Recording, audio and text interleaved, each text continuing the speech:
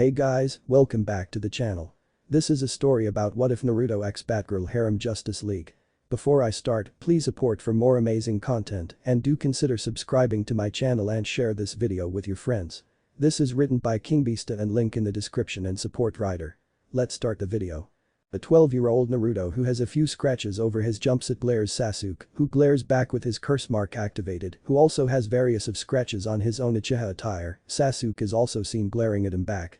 At one point he would call Sasuke his best friend, but it seems like his teammates is truly trying to break the bonds they share by ending his life. But that look on Sasuke has on his face just angers Naruto, that look of hate and superiority, as if he's lower than the Uchiha. It's the same look that the villagers and shinobi give him all the time, it's that very same look he was forced to group with. No matter where Naruto was in the village he was treated with the same exact look of hatred, as if he committed a crime. Even his teammates Sasuke and Sakura look the same way. While Sasuke looks at him with hatred and scorn, Sakura looks at him with annoyance and scorn, as if he shouldn't be here. Naruto knew why the villagers and shinobi look at him with such hateful eyes, since he found out about Kyuubi. It all made sense to the blonde. They don't see him as Naruto Uzumaki Genin of Konohagakure, they see him as Kyuubi no Kitsune, the slayer of the Yondaime Hokage. Naruto may had once wanted their approval and respect, but those days are long behind him along with his childhood. After all, would you still want their approval or respect after they literally had torture, mutilate, and nearly killed you on a daily basis, thus making you spend the majority of your time in the hospital? Kyuubi narrows his eyes from inside the mindscape. Naruto, it is clear that Uchiha boy is aiming to kill you. Growled Kyuubi. While he wasn't fond of his blonde jailer, he hated the Uchiha more. No, actually, he absolutely loathed the Uchiha clan, and this young Uchiha was no exception. He simply hated whole clan. Kyuubi was so happy when he'd heard a fellow Uchiha had slaughtered the rest of them. Naruto lets out a mentally sigh. Yeah, I know Kyuubi. It's clear that Sasuke isn't being manipulated in any shape or form. Thought Naruto. Kyuubi couldn't help but to agree. It seems like that pink-haired friend of yours. Otherwise, she wouldn't had hide the fact that the Uchiha chose to left on his own free will. Not just that, but she withheld important information, namely that Orochimaru had given that boy the curse mark. Said Kyuubi, snarling in annoyance at the problem that the pinnet had caused.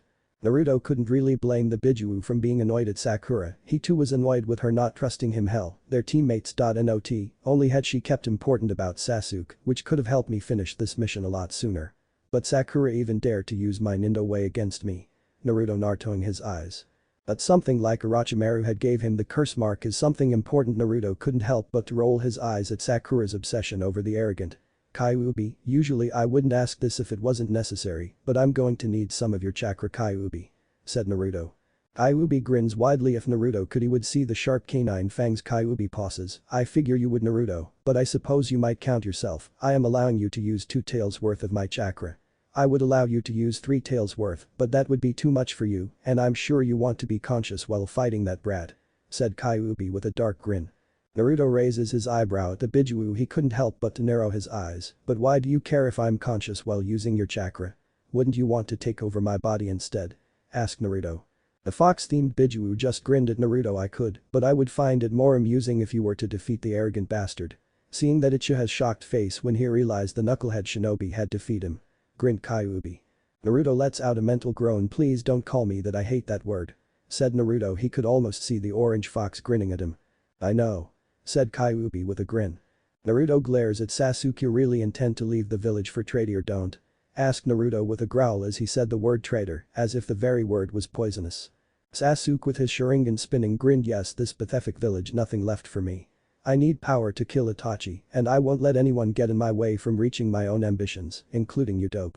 Said Sasuke in superiority. Flashback. Inside the Chunin exam arena, Naruto could be seen fighting Kiba, who has an arrogant and superior smirk on his face, with his dog Akamaru transformed into a feral-looking Kiba. Kiba grins at Naruto, who's scowling at Kiba. It's time to show everyone who's the real top dog, dope. Grinned Kiba. I'm going to be the next Hokage, not you, loser. Grinned Kiba as he points to himself. Naruto with a tanto in his hand in reverse grip just raises his eyebrow at Kiba. So, and? Said Naruto in a tone he doesn't care what Kiba is talking about. Kiba looks angry at Naruto not being affected by his declaration. What do you and I just said? I'm going to be the top dog and Hokage baka. Don't you care? Yelled Kiba. Naruto's blue eyes pierces into Kiba's. Because I don't care. Titles means nothing in the ninja world. Who cares about who's top dog or top of the class? Last time I checked we aren't in the academy anymore, Kiba. And I do not care about your dream. Why should your dream have any effect on me besides? Only a fool would follow an idiot like you and your pathetic attempts to taunt me. Listen and listen clear Kiba, I didn't join the Chunin exam or decide to become a shinobi to be a show-off. I choose this path because I want to be the very first Kenjutsu Master Hokage. I want my Kenjutsu skills to surpass likes of the Nidaime Hokage and the Swordsman of the Mist," said Naruto in a cold tone, leaving everyone shocked at his statement. Naruto then grins. Besides, anyone who needs their little pet to fight with them must be weak, but then again I've never heard of a Inuzuka being an S rank, then again your whole Taijutsu and ninjutsu needs that pet," said Naruto. Kiba growls in anger. "That's it, you're dead baka. Let's go Akamaru," yelped Kiba, missing the large smirk on Naruto's face. "Hey, let's out aside idiot cough. Well, this cough match is over," said Hade. Everyone turns to Hade, believing he is calling an idiot Naruto, but they couldn't be more wrong. "Kiba, you've just trapped yourself," thought Hade. Anko grins. "Bello, well the Gaki gave up a good fight," said Anko, watching Bello. As Kiba and Akamaru perform their fang over fang and get ready to rip the blonde to shreds, but just as they are 3 feet from Naruto they suddenly stop in place, shocking everyone except Hade, Anko, and Hiruzen, who are smirking. Uzumaki's secret art. Trap prey technique, Uzumaki Higiwaza Tori Ureta Imono no Jutsu, you fell for my trapped idiot, grinned Naruto in pride. Kiba looked in shocked as he and his dog are trapped in ninja wires. WW, what the hell, when did you get all these ninja wires set up? Yelled Kiba as he struggled, but the wires suddenly tighten, causing the two to bleed. Naruto just stares at Kiba with a stoic expression with his eyebrow raised. "Why the hell should I tell you? A true ninja never reveals his secrets," said Naruto. He then raises his right hand. Kiba notices ninja wires wrapped around his fingers. The blonde walks to the dog and points his tanto at Akamaru. "Now Kiba, this what you're going to do for fight the match, or you're going to have find a new partner," said Naruto in a threatening tone as he places the blade on the dog's neck, but to make sure he gets the point across, he puts pressure on the blade, causing G-dog to bleed. Kiba then begins to cry as he watches Naruto harm his dog. He then bows his head. "Alright, I for fight, just don't hurt him," pleaded Kiba. After hearing what he wanted, he removed the blade from the dog. He then smiles. "Good, that's what I wanted to hear," said Naruto. He then relaxes his habit and all the wires fall. Hade comes down to the stadium. He then lets out a cough due to Kiba Inuzuka for feeding Naruto. "Uzumaki is the winner by default," said Hade. He then turns to Naruto with a smirk. "Nice bluff Naruto-san," said Hade, shocking the people in the arena who thought Naruto was going to kill Akamaru, including Kiba. Naruto just shrugged his shoulders. "It was easy after all. Fear will make you do things, Hade-sensei," said Naruto. He then walks away, but the Jounin and rest of the Jounin notice he has a pain-like expression. Ino watches as Naruto, Anko, Hade, and Hiruzen walk away, entering another room. She couldn't but wonder what's wrong with her friend. The young still remembers when he went into her shop buying flowers for the dead Iruka. She can still remember the dead look he had. Ino then follows after the Jounin and Naruto. Within the medical bay, Hiruzen looks at Naruto with concern. "Naruto-kun, are you alright?" asked Hiruzen with an expression of concern. Naruto shook his head negatively. He then gains an expression of pain as he grits his teeth. "No, something is wrong. Orochimaru did something to me, but I'm not sure, old man," said Naruto. Anko, Hiruzen, and Hade narrows their eyes at the mention of Orochimaru. Well, Anko knew about Orochimaru being in the village because she'd fought against him and warned the Hokage. "Naruto, did he give you the curse mark?" asked Anko in a concerned tone. Naruto shook his head negatively. "No, Anko-sensei, but he did something to ruin my chakra control," said Naruto. Anko nods her head in relief that her student doesn't have the curse mark, but she's still worried about the blonde. Hiruzen then narrows his eyes at the blonde's stomach. "Naruto-kun, remove your shirt, I must check something," asked Hiruzen. Naruto nods his head. He takes off his shinobi black glove from his left hand, revealing a scar on his hand. He then unzips his jumpsuit, revealing his long-sleeved black shirt. He then removes that piece of clothing, revealing his whole torso. Left arm and right shoulder is covered in various scars. And he has the same type of scars Vash has. Hiruzen places his hand on Naruto's stomach, revealing a seal placed over his own seal. "Orochimaru most likely placed a 5-element seal Gajimfkin on you to mess up your chakra flow," said Hiruzen. "Can you remove it?" asked Naruto. Hiruzen nods his head and undo the seal, but by doing so cause Naruto some pain. Hade turns towards Naruto. "Are you okay?" asked Hade as he watches Naruto get the wind knocked out of him by the Sandaime Hokage. Naruto nods his head as he pants from the pain at having Hiruzen's hand slammed into his stomach. "Yeah, I'll be fine, I just need to catch my breath," said Naruto. Hiruzen, Anko, and Hade nods their head, leaving Naruto, but three can't help but to wonder why Orochimaru decided to show up now of all times. "I don't like this, something isn't right. Orochimaru, what are you playing at?" thought Hiruzen.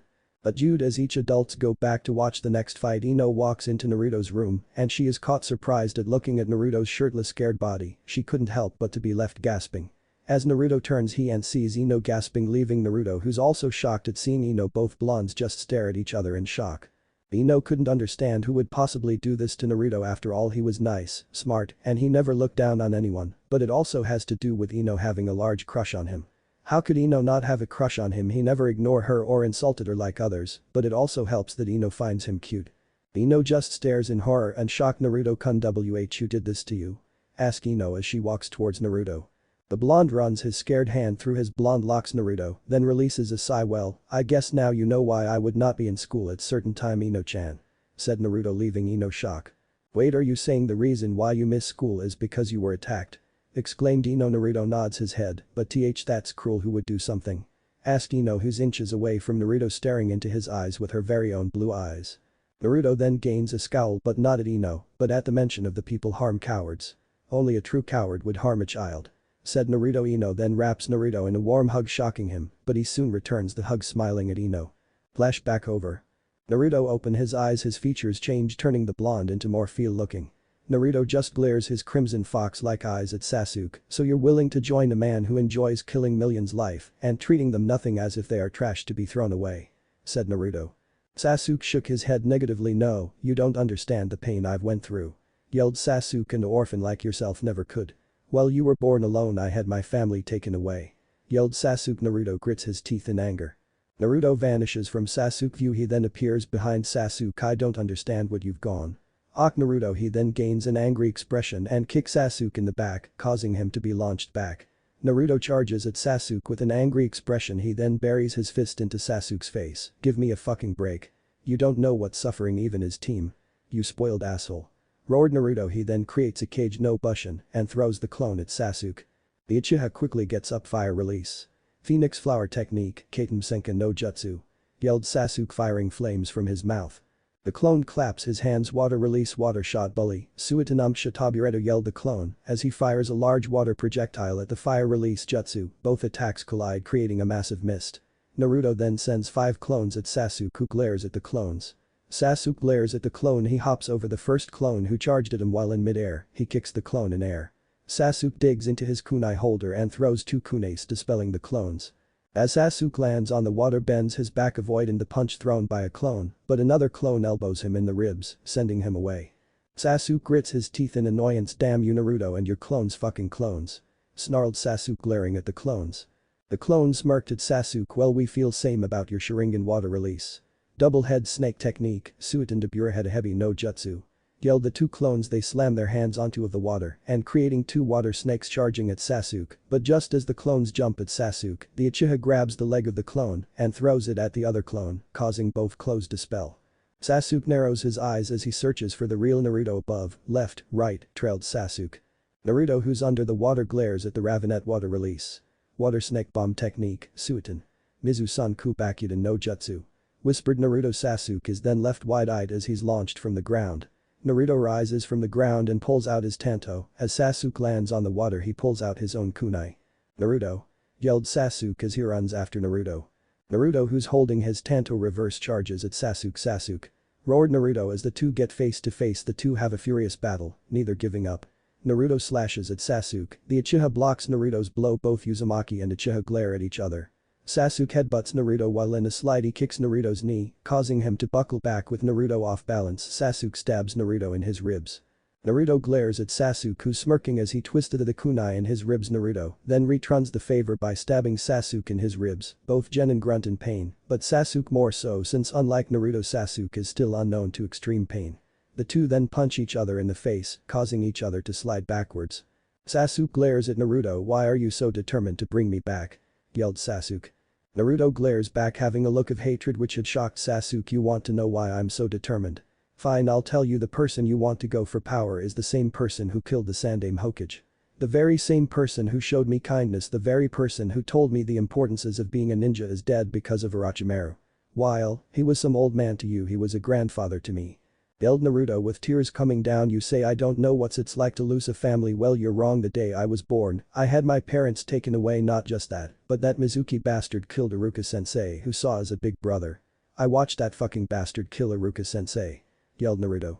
He then removes his glove, rolls down his sleeve, showing the scars covering his whole right arm. "You know nothing about suffering, Sasuke team," said Naruto, but through his whole rank Naruto had gained a chakra cloak and tail start to form. He rolls down his sleeve and puts on his glove. Sasuke narrows his eyes and runs at Naruto. "I don't care what you say, nothing will stop me." Fire release. Exploding flame ball, fire release. Kinmuruo Bakuhatsu Sa Seri yelled Sasuke, but the Uchiha had begun to start using the curse mark level 2. Naruto is let shocked as the fire jutsu had hit him head on. It wasn't just that flames burning him what shocked him, but the fact that Sasuke's head is encoded in lightning and his hand is through Naruto's stomach. Naruto grits his teeth in anger as blood drips from his mouth. Naruto slashes at Sasuke's face, burning him with Kyuubi's chakra cloak. Naruto then lets out a pant. "So, Kakashi-sensei taught you his lightning blade. Why am I not surprised?" stated Naruto as he wipes the blood from his mouth. Sasuke nartos his eyes with a smirk. "What? Jealous dope?" taunted Sasuke. "DSK, me jealous? No, I'm simply stating how predictable you and Kakashi-sensei," said Naruto. "What the hell are you talking about?" roared Sasuke, glaring his Sharingan into Naruto's slit crimson eyes. "It's as I said, both prodigies, but still both pathetic in their own right," said Naruto. He then gets on all four and charges at Sasuke. The Ravenet charges back. He knees Naruto in the face, but Naruto then replaced by a log, thus shocking the Uchiha Uzumaki sword technique. "Red Tides, Uzumaki Kenjutsu. Akashio," whispered Naruto. He slashes his sword 3 times. Sasuke lets put a cry of pain as he's slashed against his back, right leg, and shoulder in shift motions. "Damn, did he trick me? Not just that, but he was able to sneak up against my Sharingan," thought Sasuke with a snarl. But Naruto doesn't stop his assault. He knees Sasuke in the back, causing the Uchiha to scream in pain. Sasuke pulls out a kunai and buried it deep into his chest. He then kicks the kunai deeper into his chest, causing Naruto to fly back. Sasuke then grunts in pain as 2 pairs of wings come out, but the wings look like they are made out of fingers. Naruto gets up and activates the second tail, snarling at Sasuke. The Uchiha narrows his eyes. "Great, I don't have much chakra, I must end the dope now, Chidori," thought Sasuke, creating a black Chidori. Naruto narrows his eyes at Sasuke. It seems like Sasuke is low on chakra, but so am I. If it wasn't for that bone freak I could have ended this already, thought Naruto. He performs the Kage no Bunch and have the clone create with Kyuubified Rasengan. "Let's end it, Sasuke," yelled Naruto, glaring daggers at Sasuke. Sasuke grins darkly at Naruto. "I couldn't agree more. Dope time to die, Chidori," yelled Sasuke, running towards Naruto. Naruto run towards Sasuke like hell. "That'll happen, traitor Rasengan," yelled Naruto. The two clash, creating a power purple chakra out, put both glaring at each other, neither giving the other an upper hand. Sasuke continues to pour the curse mark chakra into his chakra, while Naruto does the same with the Bijuu chakra, but Naruto's eyes are left wide open as Sasuke's Chidori is thrusted into the blonde's heart. But even with a hand through his heart the blonde keeps fighting on. "This won't stop me," yelled Naruto with sheer willpower. Naruto grabs onto Sasuke's arm and bring the Uchiha closer to him, not even caring the blood coming from mouth or nose. "This pain is nothing," thought Naruto, plunging the Kyuubified Rasengan into the heart of the young Uchiha. While inside the massive chakra sphere where Naruto's Rasengan is drilling into Sasuke, but on the outside, a huge explosion goes off as both curse mark chakra and Bijuu chakra collide. While the explosion vanishes, Naruto and Sasuke vanish before Naruto could succumb to the world of unconsciousness. Naruto watches as Sasuke is obliterate right before him. Location: Gotham City. Gotham City, home of some of the worst criminals possibly imagined and home to Batman, the Dark Knight. While the origins of Gotham City are some shrouded in mystery. Many millenniums ago, an evil warlock was buried alive beneath what would one day become the central island of Gotham. It is alleged that while the warlock lay in a state of torpor, his evil essence seeped into the soil, poisoning the ground with his dark, corrupt touch. By the warlock's own reasoning, he claims that he fathered the modern spirit of Gotham City and has even taken to calling himself Dr. Gotham. A dark figure looms over a criminal known as Victor Sass. The dark figure glares at the insane man with no emotion. This man is none other than Batman. The Dark Knight glares at the insane man. He then wraps his hand around the man and slams him against a wall. "Sass, how did you escape from Arkham?" demanded Batman in his usual cold tone. "An. Batman's suit looks like the one from Rebirth, while Victor Sass looks like from Arkham City." Victor grins at Batman in an insane way, not even bothered by the police around him. "It was the calendar man, Batman, ahaha," said Victor. Batman then hears a loud crash. "Gordon, take Sass back to Arkham. I'm going to check what that noise was," said Batman. Commissioner Gordon raises his eyebrow at Batman. "Are you sure?" asked Gordon. Batman pulls out his grappling hook and takes to the skies. "I take that as a yes," said Gordon. While Batman glides through the sky, he stumbles on a sight. He never thought he would see a child nearing death, but this child is Naruto Uzumaki. "He's dying. The hospital are too far abbed. He needs medical attention fast," said Batman. He presses some buttons on his gauntlet and Batman's Batwing appears in a matter of minutes. He carefully picks up Naruto and fires his grappling hook to the Batwing. "Don't worry kid, I'm not letting you die tonight," declared Batman. The only thing going through the bat-themed hero is what could have happened to the child. Recap. Victor grins at Batman in an insane way, not even bothered by the police around him. "It was the calendar man, Batman, ahaha," said Victor. Batman then hears a loud crash. "Gordon, take Zsasz back to Arkham, I'm going to check what that noise was," said Batman. Commissioner Gordon raises his eyebrow at Batman. "Are you sure?" asked Gordon. Batman pulls out his grappling hook and takes to the skies. "I take that as a yes," said Gordon. While Batman glides through the sky, he stumbles on a sight. He never thought he would see a child nearing death, but this child is Naruto Uzumaki. "He's dying, the hospital are too far abbed, he needs medical attention fast," said Batman. He presses some buttons on his gauntlet and Batman's Batwing appears in a matter of minutes. He carefully picks up Naruto and fires his grappling hook to the Batwing. "Don't worry kid, I'm not letting you die tonight," declared Batman. The only thing going through the bat-themed hero is what could have happened to the child. Recap end. Batman clicks a button inside the Batwing, an image of Alfred Thaddeus Crane Pennyworth, former British soldier and loyal butler to the Wayne family. Alfred's eyes shot open in shock as he sees the bleeding and burned Naruto within the Batwing with Bruce Wayne, who's also Gotham's Dark Knight. "Master Bruce, who is that child?"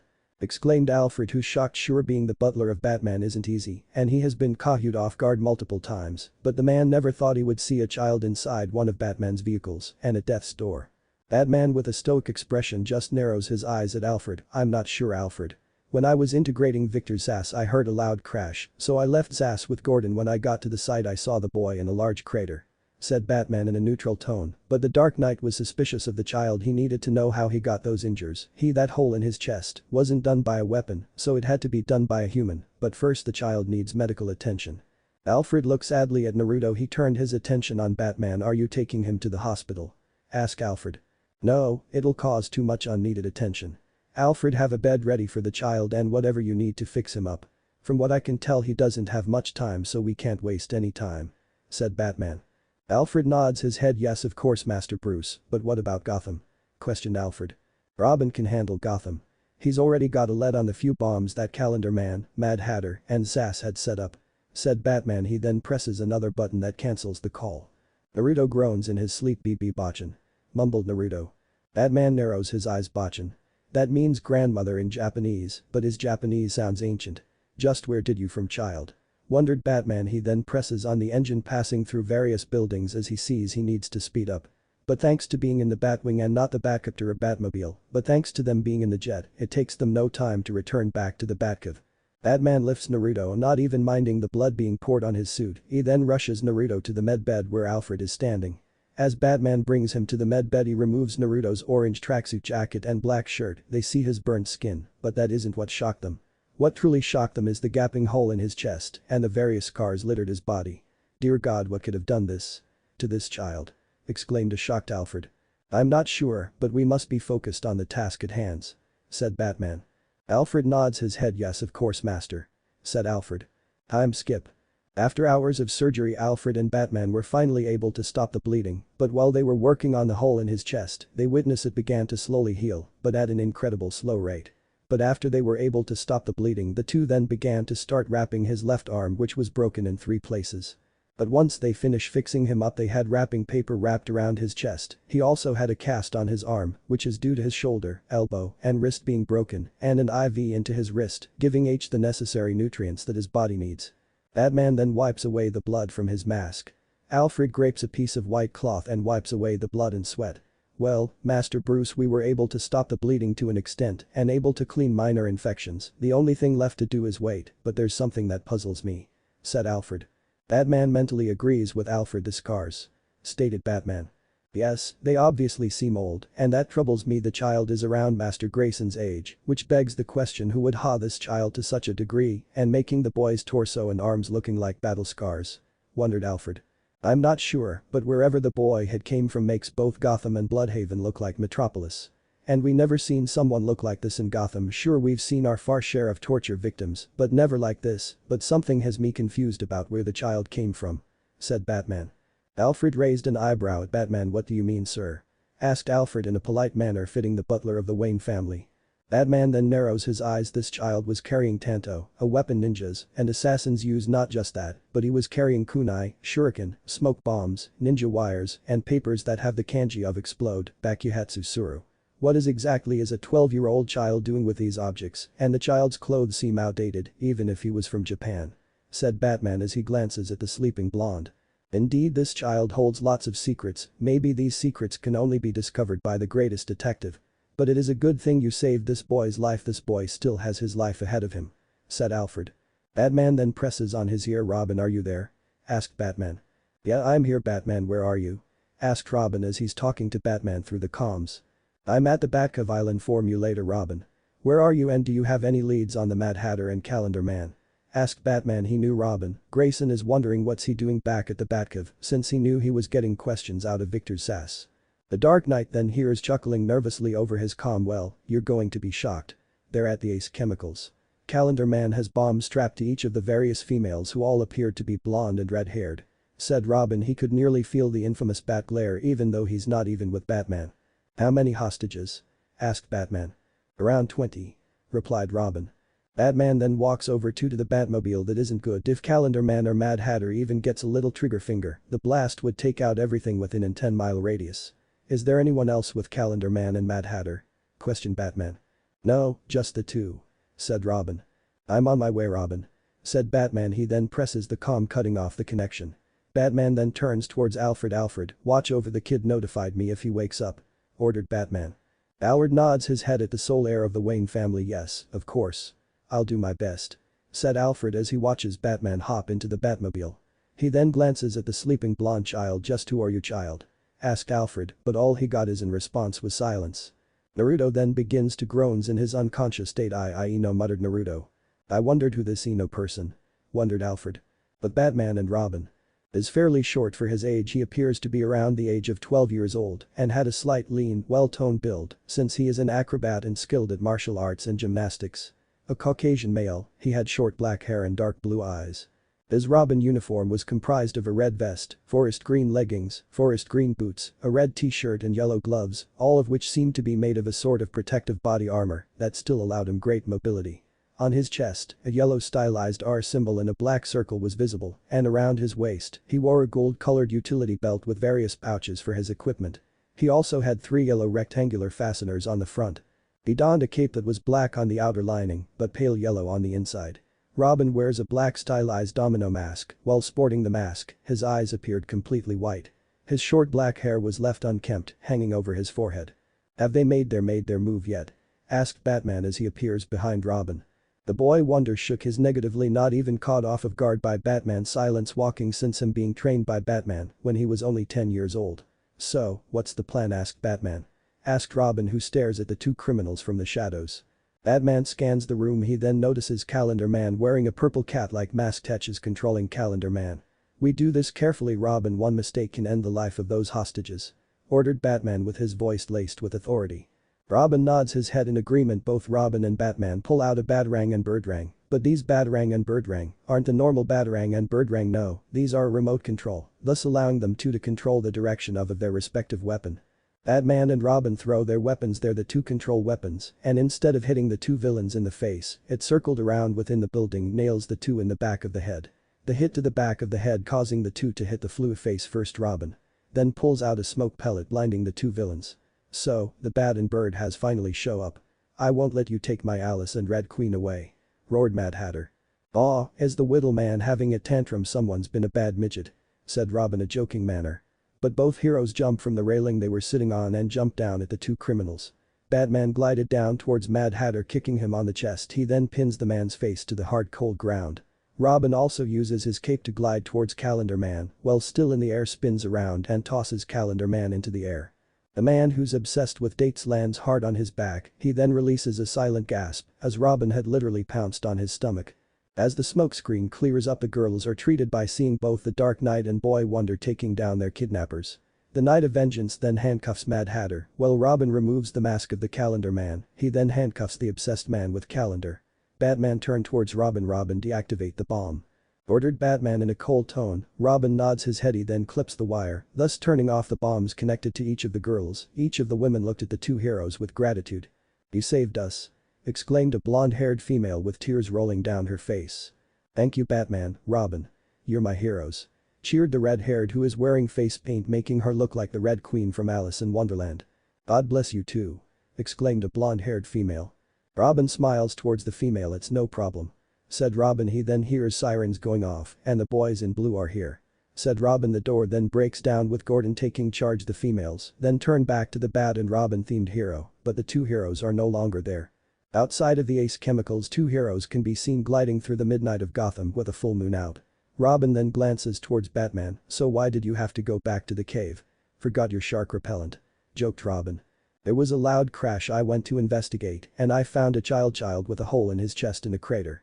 I took the child back to the cave to treat his injuries. Something isn't normal about that child," said Batman, clearly annoying Robin's poor attempt to joke. Robin raised an eyebrow. "Wait, you found a kid in a crater? How's he even alive?" exclaimed a shocked Robin. "I'm not sure. This child also has various of ninja weapons on him. Not just that, but he had various of scars littered across his torso and arm," said Batman. The two then drop to the ground and enter the mobile. "Well, I guess we'll find out when the guy wakes up," said Robin, who hops into the passenger seat of the Batmobile. Batman then enters in the driver's seat, hopefully get some answers from this child, but it is unlikely the boy would even be awake due to the blood he lost and whatever injuries he had before I found him, said Batman as he drives off. Robin turned towards Batmando. "You think he's an alien like Superman, Martian Manhunter, and Supergirl?" asked Robin. "It's hard to say. His biology doesn't appear to be different like Superman or Manhunter. So it's unclear if he's actually an alien, but Alfred and I found out that the child has a regeneration ability, but it's still unclear if he's a metahuman or an actual alien," said Batman, but for some reason he doesn't believe the child is even a metahuman. He feels like child is something else entirely, something that him and the League has never seen before. Location: Batcave. Alfred watches the blood from his hands and face away. He then turned his attention towards a table that held schematics of a motorcycle. Alfred then gains a small smile on his aged face. "I'm sure Master Grayson will be proud of this gift from Lucius from Fox," said Alfred. Naruto then releases a loud gasp for air, thus bringing the attention of Alfred. The butler stares in shock at the blonde-haired child. He couldn't understand. The boy was almost dying, literally just inches away from death's door. Alfred knew there's no way he should even be awake. The child should still be asleep. Actually, he should be in a coma at best, but here at the very moment the child is wide awake. Naruto then narrows his eyes at the strange cave he is, but that's not what draws his attention. Is the roaring sound of strange roaring sound. But while the sound of the Batmobile is unknown to Naruto due to him never really hearing the sound of a car, but the only riding machine he has ever been on is a boat and running away from a train when he had to carry Koyuki on his back. Naruto attempts to stand up, but he struggles due to his injuries are still fresh and his body is still in pain at the fight with Sasuke-chan. Naruto then grit his teeth in frustration. "Damn it, my body is still too weak to even move. Damn you Sasuke team." Curse Naruto. He then watches as the Batmobile parked. Both Robin and Naruto step out of the car. Batman just stares at Naruto with a stoic expression. Robin stares at the scars at Naruto's upper torso. He then glances back to his mentor. "I thought you said he wouldn't be awake for 3 weeks or so?" asked Robin. Naruto glares at the costume-wearing duo. "Who tha?" screamed Naruto in pain, holding onto his shoulder as he grits his teeth. Batman just stares at Naruto with a stoic expression. "You're still weak. Whatever happened to you nearly killed you," said Batman. "Just how is he alive? He had half of his heart and his left lung pierced," thought Batman as he stares at the mysterious blonde child. Naruto looks around the strange cave. He couldn't understand where he was. He then turns back to Batman. "Who are you? Are you a follower of Orochimaru?" demanded Naruto. Robin just stares at Naruto with a questionable stare. "Orochi what?" questioned Robin, scratching the back of his head. "Judging by the tone of your voice, this Orochimaru is your enemy. You're confused and suspicious of us. That is understanding. After all, to you we are strangers. I am Batman and this is my partner Robin, and that is my loyal butler Alfred. Who are you? How did you appear in Gotham?" questioned Batman. "My name is Naruto Uzumaki. And what the hell is Gotham?" asked Naruto. Both Robin and Batman turned towards each other. "Wait, so you don't know what Gotham is or us? Do you know who Superman is?" asked Robin. Naruto shook his head negatively. "What is the last thing you remember, Naruto?" asked Batman. He knew something was wrong when Naruto had said he doesn't know who his Superman is. After all, everyone knows who the Man of Steel is. Naruto released a sigh. It was clear to him wherever wasn't anywhere in the Element Nation, since everything in the cave looked far too advanced, and the inky advanced technology he had seen was the chakra suits. "The last thing I remembered was fighting my teammate Sasuke. You see, I was signed to bring him back because he was trying to leave the village and join my village's enemy. We fought against each other. Sasuke used his Chidori, and I used my Rasengan. The last thing I remembered is being encased in a powerful chakra dome. Sasuke had run his Chidori in my chest and did the same with my Rasengan before I went unconscious. I saw Sasuke being ripped apart," said Naruto. Robin and Alfred look in shock at his story. But Batman had an unreadable look. "What village are you from, who's your leader, and what is this chakra you speak of?" asked Batman. Naruto sighs. He knew he was in no position to refuse. After all, his body was incredibly weak and his chakra still hasn't been recovered. "I live in the village of Konohagakure and my leader is Tsunade Senju, the Goddamn Hokage. Chakra is created when two other forms of energy, known collectively as one stamina, are molded together. Physical energy is collected from each and every one of the body's cells and can be increased through training, stimulants, and exercise. Spiritual energy is derived from the mind's consciousness and can be increased through studying, meditation, and experience," said Naruto. Batman hums to himself. "So this chakra isn't just an energy that is used for offensive attacks, but also is the energy your body, correct?" asked Batman. Nods his head, shocked that the bat-themed hero understood chakra. "It is clear to me when you and this Sasuke had clashed, both of your respectable attacks had collided, had ripped into the fabric and space, and had brought to this world while it had killed Sasuke. It seemed to send you here. I doubt there's any way for you to return," said Batman. Robin turns towards Batman with a confused look. "Why you say that? Couldn't you have a machine built?" asked Robin. Naruto agrees with the boy wonder. Batman shook his negatively. "No, because we don't know where his world is. Since there are multiple worlds, all we know we could be sending to an alternate world. Also, it seems like the only possible way for you to return would be to create the same power input, but that wouldn't be possible because you are the only one in this world who possesses chakra," said Batman. The Dark Knight watches as Naruto's became wide from shock that he's stuck in this world. "Naruto, what do you plan to do now?" asked Robin. "I don't know," muttered Naruto, not sure what to do. Alfred looks at the young shinobi with a look of sadness. He then turns towards Batman. "Batman, perhaps Master Uzumaki can live here after all, he has nowhere to stay." "I know you are thinking the same, are you not?" questioned Alfred. Naruto turned his attention, not even looking at Batman, who seems to be lost in thought. "Wait a minute. You want me to live in this cave?" asked Naruto. Both Batman and Robin share a look. Batman nods his head and Robin removes his mask, revealing his blue eyes. Batman removes his own mask, revealing his black hair and blue-colored eyes. "Alfred is right, you will need someone to help you in this new world. I may not know you that much, Naruto, but I can tell you wish to help others in need," stated Batman. Naruto nods his head. "Then allow me to help you. I can see sorrow and pain. Allow me to show you life is not full of pain. I can train, mold you into something great," said Bruce. Nods his head. "He's right, he kept me find my parents' killer.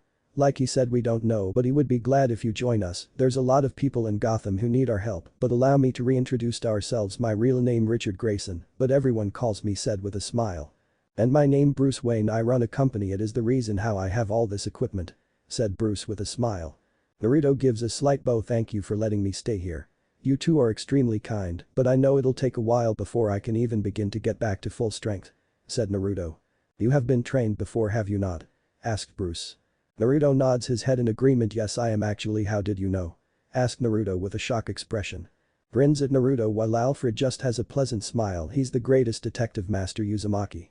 But we also figure you were trained since you have various of weapons on you, but I am curious, what do you specialized in?" pondered a curious Alfred. Naruto then allows a smirk to appear on his whiskered face. "I'm talented in two taijutsu known as Tai Shing and Shekwin. I've learned to do trap. I also know Kinjutsu, Bujutsu. I also have knowledge in poison and some talent in Kinjutsu," said Naruto. "Kinjutsu?" questioned with his head tilt to the side. Naruto grins at Robin. "Kinjutsu sealing techniques are a type of jutsu that seal objects, living beings, chakra, along with a wide variety of other things within another object. Kinjutsu can also be used to restrict movement or unseal objects, either from within something or someone. The presence of a seal is marked by the appearance of formations of technique formulae, kanji, or else other kinds of symbols, but from one of my sensei he told me Kinjutsu is one of the most powerful and hardest techniques to learn, and only a small percentage of people can understand it," said Naruto. Then stares at Naruto with an expression of bewildered and of pure amazement. "Is it really that complex?" "Oct." Naruto nods head. "And I only knew 3 people who know of 3 people, the Sandaime here is in Sabutobi, Jiraiya of the Sannin, and Orochimaru," said Naruto. "And you know this lost art, correct?" asked Bruce. Naruto gives Bruce one of his famous fox-like grin that threatens to split his cheeks apart. "Yep, it was surprisingly wasn't hard for me to learn actually. The Sandaime who I call Oji-san said it was because I have a natural talent, but since we are going to be a team, I should tell you I have a Bijuu sealed inside me." Ibiju is a creature made of mass chakra 12 years ago. It attacked my village and killed the Yondaime Hokage, but before his death, he sealed it into me, believing I'm the one who can withstand becoming a Jinchuriki of Kyuubi no Kitsune," said Naruto. Bruce bows to Naruto with respect. "Thank you for informing us, but it seems as if the Kyuubi has a mind of its own. And it was its chakra that you used against Sasuke Uchiha. Correct, and no doubt the people of your village saw you as the creature, and I assume they are the ones why you have all these scars?" asked Bruce in a stoic tone. Naruto just stares at Bruce Wayne with amazement. "Wow, you're good," said Naruto. He honestly didn't believe the man would be able to understand or make all the connections as fast as Bruce did. If he had to guess, Batman was at least smart as Itachi if not more. Stares at Naruto in shock. He knew living in Gotham you'll see me messed, but he's never seen anything like this before. He knew people can be cruel, but to physically attack a child was twisted and evil. How could they? How could they do this to you? Are they stupid? Roared in angry. Naruto bright blue eyes become cold as ice, catching both. Alfred get caught off guard, seeing his ocean blue become ice cold like the frozen glaciers. "The people of my village were stupid, incredibly stupid and ignorant. They didn't believe in the Yondaime Hokage Kenjutsu, instead they saw me as Kyuubi no Kitsune and not an orphan, so they took their frustration and angry on me, but luckily Oji-san, who's the Sandaime Hokage, would protect me, but if he wasn't always able to save me, he, a Takubetsu Jimnin, special high ninja, Anko Midarashi, and another Jimnin Heiichiko, had trained me. It's because of them that I made it to being 12 years old. Ino-chan and Iruka-sensei saved me from going down the same path as Sasuke," said Naruto in a solemn tone with a small smile. Alfred gained a thoughtful expression. "Who is this Ino person you spoke of? You muttered her name in your sleep. Is she your girlfriend by chance?" teased Alfred. Naruto, who's sporting a blush, shook his head negatively at Alfred and ignores the snickering of Grayson. No, not at all, she's one of my close friends," said Naruto. "I of course have a crush on her, but it's not like I can do anything about it now," thought Naruto. While Alfred believed Naruto, but Bruce of course knew Naruto had a crush on this Ino person. He then smirks to himself. Is right, Gotham needs more help than ever. "Don't worry Naruto, that village can never hurt you again, and even they found a way to get here, I won't let them take you back to that hellhole of village. And that's a promise," thought Bruce. "And Naruto, after you're healed up and can get back on your feet, we'll start training you to be my partner," said Bruce with pride. Naruto grins at Bruce. "I won't disappoint you, Batman sensei, believe it," grinned Naruto. But unknown to everyone, a tattoo that consists of 3 tomo, similar to the Sharingan, appears on the back of his neck, but as soon as it appeared it disappeared as if it wasn't there in the first place. Naruto grins at Batman with a wide grin. "So what we waiting for? Let's train already," exclaimed an excited Naruto, shocking Robin and Alfred at how excited the blonde shinobi. Batman shook his head, negativity causing Naruto to look at the man with confusion. "You're still hurt Naruto, rest, and then your training shall begin," said Batman. Even he was surprised at how hyper the child is. Hell, the man was known for being prepared, but meeting Naruto had thrown him for a loop. Sure, he had dealt with other universes, but they were always a counterpart of his own, but the world where Naruto came from couldn't be any different from his own. Not only that, but Batman knew there had to be other worlds just like Naruto but vastly different. Batman then turns towards Alfred and nods his head towards the man. Alfred gives Batman a short nod off the head. He then pats Naruto on the back, causing Naruto to fall back in pain, causing him groan. "Ch cheater," muttered the Gen, and Robin couldn't help but to snicker at Naruto. It seemed like he was ready for another round, but his body was another story. Alfred then gives the blonde shinobi some water, who gladly drank the water. "Man, you were really thirsty, weren't you?" asked Robin with a half smirk on his face. Naruto nods his head. He then turns towards Alfred. "Can I have more water?" asked Naruto. Alfred gives a nod and heads back upstairs to get Naruto and to brew some tea. He then turns towards Robin. "Will my team and I had no time to actually rest. We were constantly fighting and we had important mission, so us stopping to rest wasn't a real option," said Naruto. He can't help but wonder how his friends are doing. He hopes they were able to take down each of those sound ninjas. Batman then turns towards Naruto, staring at the blonde with an expression of caution. "In your world, were there others like Orochimaru?" asked Batman. From what Naruto had told him, this Orochimaru was the worst type of person, and this Orochimaru had seemed worse than any villain in Gotham. He wondered if this Orochimaru had shown up, what kind of damage would this mad scientist do? Naruto rubbed the back of his head. "I don't know if there's anyone who is as obsessed with immortality or the Sharingan as him. I mean, there was Kabuto, who was a deadly medic," said Naruto. He then glances at the giant coin. He then turns back to Batman. "But when myself and Eki-sensei was searching for Tsune to be the next Hokage, we had run into these two, and both could no doubt defeat Orochimaru without even trying, and Orochimaru had killed Rasa, the Yondaime Kazekage, the old man who was also the Sandaime Hokage," said Naruto. He can still remember seeing the emotionless eyes of Itachi and the bloodthirsty eyes of Kisame. Robin stares at Naruto with a raised eyebrow. "Is the Hokage in Kazekage some type of leader?" asked Robin. Naruto nods his head. There's 5 great hidden village and each has their own leader who protects the village and these 2 guys are S rank missing. Nin I met Riritachi Uchiha, a man who slaughtered his whole clan except Sasuke and he did this at the age of 12. His partner was Kisame Hoshigaki. I'm not sure about him except he has this sword called Samehada which can eat chakra. From what Jiraiya sensei told me he killed the previous owner and took the sword. Said Naruto with a serious expression. Thinking of 2 always made him uncomfortable. Robin's eyes go wide with shock, while Batman's blue eyes narrowed in caution. The Dark Knight. He did not like the sound of this. Naruto, do you know if they are in a group or not? Asked Batman. Naruto nods his head causing Robin to widen his eyes and Batman just narrowed his eyes. Actually they belong to this group called Akatsuki. I don't know what their purpose is, but they are the group of S-rank ninjas. Said Naruto. He got his info about them from Jiraiya. He just hoped the Akatsuki can't find a way here. Hopefully we won't have to face this Akatsuki, but if they do we'll be prepared when they do. States Batman. Both children look at Batman with a look of confusion. How? We only know of 2 of the members.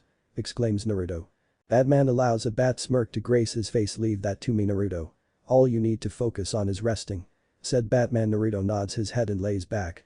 Alfred returns back with water and tea. Batman and Robin take some tea, while Naruto takes the water. The butler turns towards his master. I take it, you'll tell the Justice League of what has transpired here? Asked Alfred. Batman nods his head. Naruto looks at Batman and Alfred with a curious expression. The Justice League. What's that? Asked a confused Naruto. Robin grins in a cocky manner. They're a superhero team. Think of them as the strongest people on this world. Grinned Robin. He then points his thumb at Batman and tall dark here is a member of them. Said Robin. Naruto's eyes shine with amazement.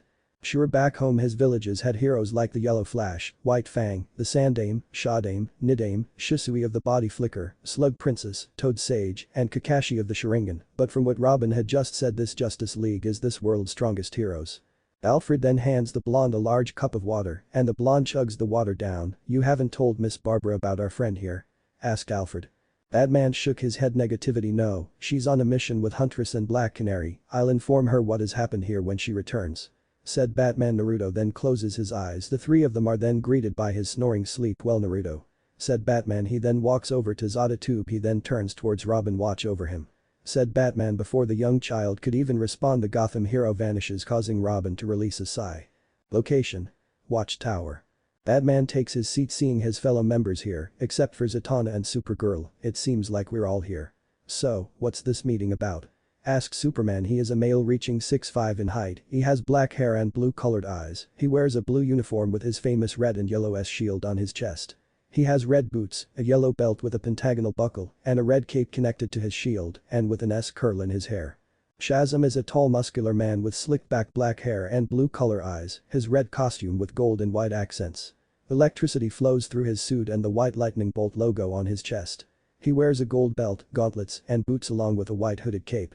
Green Lantern Kyle Rayner has short black hair and blue eyes, his variation of the standard Green Lantern Corps uniform, with a green overlapping vest over a black bodysuit, white gloves and boots with straps and an armored domino mask. Cyborg is an African man who is 6'1" feet tall. He has hazel-colored eyes and a taper haircut. Most of his body is covered in a moored metallic machinery. The only thing that isn't fully cybernetic is half of his face, while the other half is cybernetic with a red optic eye. Cyborg's metal exoskeleton is colored white and dark gray, with his symbol being featured on his chest. The Atom is an Asian male who is 6'4" in height. He has black hair with blue eyes. Atom wears a full bodysuit divided between red and blue, with blue consisting of the chest area, while red covers the legs and waist, the gloves red as well, while his boots and mask are blue. Wonder Woman is 6'0" with olive-colored skin, wavy dark black hair, and blue eyes. She wears a strapless red bustier held up by a brace of gold resembling an eagle with a star. She has a gold belt with a star on it and blue briefs with white stars on the side. She has blue battle skirt and red boots with white stripes on the front that turn into wings at the top. She also wears her silver bracelets of submission on her wrists, her golden tiara with a red star on her forehead, her golden lasso which hangs from her belt when not used, and her sword and shield which stay on her back when not in use. Hawkwoman is a beautiful woman with long red hair and has brown-colored eyes. Her distinguishing features are the giant wings on her back. She wears a costume matching colors with Hawkman's, but lacking most armor. She also dons a golden breastplate, leaving the top of her torso bare, and a black skirt with dark red plating. Her arms were wrapped in black and dark red cloth, with extra padding around the shoulders. She also wears knee-high greaves. Her helmet is less elaborate than Hawkman's, featuring only two brown wings facing outward. It allows her red hair to flow out the back. Her primary weapon is a large spiked mace made of NTH metal. Captain Adams is a man of the height of 6'4". He has wide eyes and white silver hair that is slicked back. Captain Adams' entire body is covered in an alien silver alloy-like material to contain his vast nuclear power. The suit possesses a red nuclear symbol on his chest, with red lines running up from his back and over his shoulders, with his arms and legs also red, resembling gloves and boots. Martian Manhunter is a green-skinned Martian shifted into a more humanoid form with red eyes. He wears a purple cape with red lining the collar, with red straps rising from the loincloth over his blue pants and boots, the straps connecting to the red Martian emblem on his chest. Flash has blue color eyes with blonde hair, with a full-body red costume with yellow accents. He has small yellow lightning bolts around his wrist and a lightning bolt logo on his chest. He also has 2 lightning bolts facing outward from his mask. Aquaman is a white male with blue eyes, blonde hair that is slicked back. He wears an orange scale mail tunic and dark green leggings. At his waist is a silver belt that is clasped with a stylized letter A. He also wears silver gauntlets on his wrists and silver greaves. He wears Atlantean metallic armor on his chest that has a purple tint. Icon is an unknown alien species that has the appearance of an African. He is very muscular male. He is 6'7". He has short black hair, styled in a buzz cut and golden brown eyes. He only hides his eyes behind a domino mask. He wears a red tunic with crossed black bands and a golden ring in the center, black pants, and a large green cape. The back of his cape features a thin golden circle with a stylized eye in the center. Supergirl is a young girl who is 5'5" in height. She has long golden blonde hair, fair skin tone, and blue-colored eyes. She wears a long-sleeve Kryptonian armored blue long sleeves. Just like her cousin, she has a S emblem on her chest. She wears a dark blue skirt and red boots. Zatanna is a beautiful woman reaching 5'8" in height. She has blue-colored eyes and has long luscious black hair. Zatanna is wearing a magician coat that is black on the outside and red on the inside. Underneath she has on a white button-up shirt. Zatanna wears fishnets on her legs and also has high-heel boots. Batman keeps his stoic expression on his face. A few hours ago I discovered a boy who was in a large crater. The child was suffering from blood loss, various of broken bones, and a human-sized hole in his chest. Said Batman. Each member of the League couldn't help but to stare in shock at what he heard, but each of them knew he was not done talking. Batman then continues talking about him discovering what he has learned from Naruto and the enemies his village has. Wonder Woman has a scowl on her beautiful exotic face, but the anger wasn't targeted at Batman, but the people who had harmed Naruto. How could these people harm a child? He wasn't the only one who is suffering. Have they lost their minds? Exclaimed Wonder Woman. Icon turns from Wonder Woman and turns towards Batman. I believe everyone here is thinking the same thing. How could these people torture the child? Could they be so blind not to realize what they are doing? Questioned Icon with a grim face. Hatred. They were blinded by hatred and grief. They didn't see Naruto a child who just lost his parents. Instead, they only saw the creature that was sealed in him. It obvious they didn't care how much they hurt him. It didn't matter how much they begged. All that mattered to them was hurting Naruto. The boy has suffered a lot. Said Batman. He then lowers his head in sadness. Just seeing Naruto's scared body had enraged the man. Superman rubs his eyes, but he's so young, no child should suffer like that.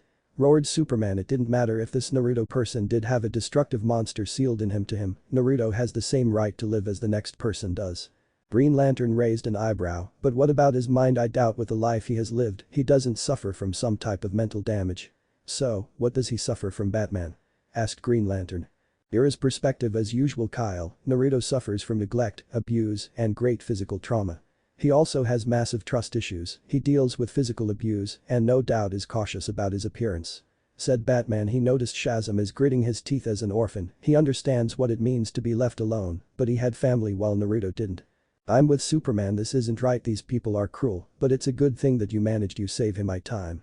Said Shazam with a small smile. Zatanna smiles at him. She then turns towards Batman. But something has me deeply worried. You said his grandfather figure killed by this Orochimaru person. Asked Zatanna. Batman nods. You also said when Naruto and Sasuke clashed, this Sasuke Uchiha was killed when the portal opened up, and you said Orochimaru wanted these eyes. Said Zatanna, but the Dark Knight didn't respond. Hawkwoman narrowed her eyes. What are you saying? Asked Hawkwoman. I believe what Zatanna is saying, that we must be prepared for this Orochimaru. After all, with this Sasuke dead, Orochimaru will most likely seek revenge against Naruto. But I believe we should be prepared when and if this Akatsuki comes to our world, explained Martian Manhunter. He knew Batman was thinking the same thing. Supergirl's eyes widened. But how are we supposed to get ourselves ready? The only members we are aware of is the 2 members. This Itachi guy can place people in powerful illusions that can even send people into a coma. Exclaims the Girl of Steel. Captain Atom massages his chin, he then turns towards Batman, and you said the other one can create water from thin air and has a sword which can eat chakra. With the knowledge of only 2 members, it makes it hard for us to collect data. Said Captain Atom. Atom then turns towards Cyborg. I'm not sure about that, but Cyborg, could you detect if the same source of energy happens again? Asked the Asian male. Cyborg nods his head. Good, you, Atom, and Flash will work on a machine. Said Batman. Flash raised an eyebrow. Why me, Bats? Asked a confused Flash. With your speed you can help Atom and Cyborg finish the machine much faster. States Batman in his usual stoic tone. Flash grins at Batman and gives him a thumbs up. He knew with Flash they'll be able to complete the machine and he trusts the Scarlet Speedster. Aquaman's blue eyes stares at Batman with a serious expression. And what of the boy? Asked Aquaman. Batman turns towards Aquaman. I'll take care of him. I'm the only one in this world the boy trusts and I believe with my help I can help him. Declared Batman. Green Lantern smirks at Batman. Wow, you already have Robin and Batgirl and now you're going to have a third sidekick. You sure are going to handle it? Asked Green Lantern. I'll handle it. Said Batman. He then walks towards the Zeta tube and returns back to the cave. Location. Batcave. He notices Naruto isn't there. He then turns towards Robin, who's on the Bat computer. Alfred took Naruto to a spare room. I have to say impressed. I mean, from the X-rays Naruto's body is just like ours, except for the fact he has this chakra running through his entire body. Said Robin, pointing at the X-rays of Naruto. Batman stares at the screen. His body is also far more durable than our own. Said Batman. And his healing ability is amazing too. Said Batman. And you believe he's only alive because of his healing ability and the fox? Asked Robin. Yes, but we can worry about the fox some other time. We're going to busy far more than usual. Said Batman. He also knew training Naruto won't be like training or Barbara, mostly because Naruto already has training, but because he has abilities he's unaware from training him will be different, but he knows there is room to improve. Robin smirks at Batman. I bet hey, Two-Face is robbing a bank. Exclaimed Robin, but as he turns around he sees Batman inside of the Batmobile. Robin quickly puts on his mask and backflips. Wait up, Batman. Exclaimed Robin, who hoops in the car. Months later. Faster, faster. Demanded Batman, glaring at Naruto. The blonde child is wearing a long-sleeved black shirt, leather gloves, blue joggers, and black tennis shoes. He can be seen throwing batarangs at a dummy. Naruto, you must be faster. You have to disarm the criminals before they have a chance to pull the trigger. Now faster. Exclaimed Batman. With sweat running down his face he nods his head. Right, sensei. Yelled Naruto. He then throws 2 batarangs. He then quickly throws 2 more, nailing the dummy. Alright, give me 35 laps around the mansion starting now. Yelled Batman. Naruto quickly drops the batarangs and quickly runs upstairs. After a couple of minutes Naruto returns back drenched in sweat. Take a break, you earned it. Commanded Batman. Naruto quickly drops to the floor panting heavily. So, have you thought about it yet? Asked Batman. Naruto's eyes went wide open. Wait. You'll take me on patrol? Yelled Naruto. It depends on your answer. States Batman with a smirk. Naruto smirks back at Batman. Then it is just as your costume resembles who you are, so does mine. I am Talon. Said Naruto. Batman. Why choose that name? Asked an interested Batman. The blonde teen smirks at his partner. In Greek mythology, Talos, or known as Talon, was a giant automaton made of bronze to protect Europa and Crete from pirates and invaders. So I want to protect Gotham. Grinned Naruto. That suited up. Ordered Batman. After a few minutes Batman and Robin turn their focus to Naruto, who is suited up. He wears a red and black suit with 3 crimson rectangular fasteners on the front and a stylized yellow T symbol on the left side of his chest that acts as a holographic communication projector. The suit covers Talon's entire arm and has stealth tech capabilities. He also wears crimson gloves and cape, black on the outside and red on the inside, with a jagged pattern at the end. He also wears crimson armored boots, and he wears a crimson utility belt strapped to his side as a tanto. He covers his eyes with a crimson domino mask. Batman smirks at Talon. It looks good. Now let's move. Black Mask has a shipment or cargo street the docks. Ordered Batman. He, Robin, and Talon jumps into the black vehicle. Robin grins at Talon. So how does it feel? Asked Robin. Talon smirks widely at him. It feels great. So why do they call him Black Mask? Asked a curious Talon. I'm not sure really. But from what I've heard he put on this black mask, but something happened and his mask melted his face. Said Robin. Well, that's gross. Commented Talon. It was as weird when Orochimaru pulled the mask from his face. Robin snickers at Talon. Well, that's Gotham for you. Better get used to it. Chuckled Robin. Talon. Yeah, I guess you're right, but I wouldn't have it any other way, Dadabeo. Exclaimed Talon. Robin raised an eyebrow at him. Huh? Exclaimed Robin. Talon turned his head to the side. It's a tick. Mumbled Talon. Robin then begins to chuckle. Shut up. Grumbled Talon. Robin just shrugged his shoulders with a grin on his face. Whatever, let's just crack these guys' skulls. groaned Talon as they come to a stop. They see various of men holding a briefcase in front of them. Metallo. Robin's eyes widened. Metallo. What's he doing here? Whispered Robin. I'm not sure but we'll soon find out. States Batman. Both Robin and Talon nods their head in agreement. A cybernetic man stares the men with a stoic expression. Do you have it? Asked Metallo in a cold tone. One of the men opens the large briefcase. Inside of it is red kryptonite and a robotic arm. 1 pound of red kryptonite. The boss man had to pull a lot of strings. Commented the man. Metallo grinned sinisterly. A deal is a deal. Said Metallo. He opens his briefcase and shows a suitcase full of money. He then closes the briefcase and hands them the suitcase, but before the men can grab it, a batarang is thrown at Metallo's hand. Ah fuck. Batman, what the fuck are you doing? Roared Metallo, who turns towards the kicked crusader. Batman glares at the man. It's over. Metallo, surrender. Demanded Batman with a scowl on his face. Metallo then begins to laugh in mocking manner. I've fought Superman, you idiot. What can you do? And I see you have a new sidekick. How unfortunate. The brat is going to die. Kill them. Roared Metallo before they can even pull out their guns. Batman, Robin and Talon throw down smoke bombs blocking their vision. Batman stealthy hits a man on the back of his head. He then kicks a man in the ribs. He then grabs the man by the neck and slams him down on the ground. Robin jumps high in the air and delivers them a splits kick. Naruto front flips over the man. While in the air he grabs on the man's face, slamming him into the ground. He then buried his feet into the man's gut. He then wraps ninja wires around the man's leg and pulls it back. The man's face comes into contact with Talon's boot, knocking him out. Metallo growls angrily. He then fires a green laser beam from his palm, dispersing the cloud. I'm done with you idiots. Snarled Metallo. He then charges at Robin with a left hook. Robin backflips away. Unfortunately, Metallo grabbed onto his cape and hurls the child at S crate. Robin quickly throws flash grenades at him.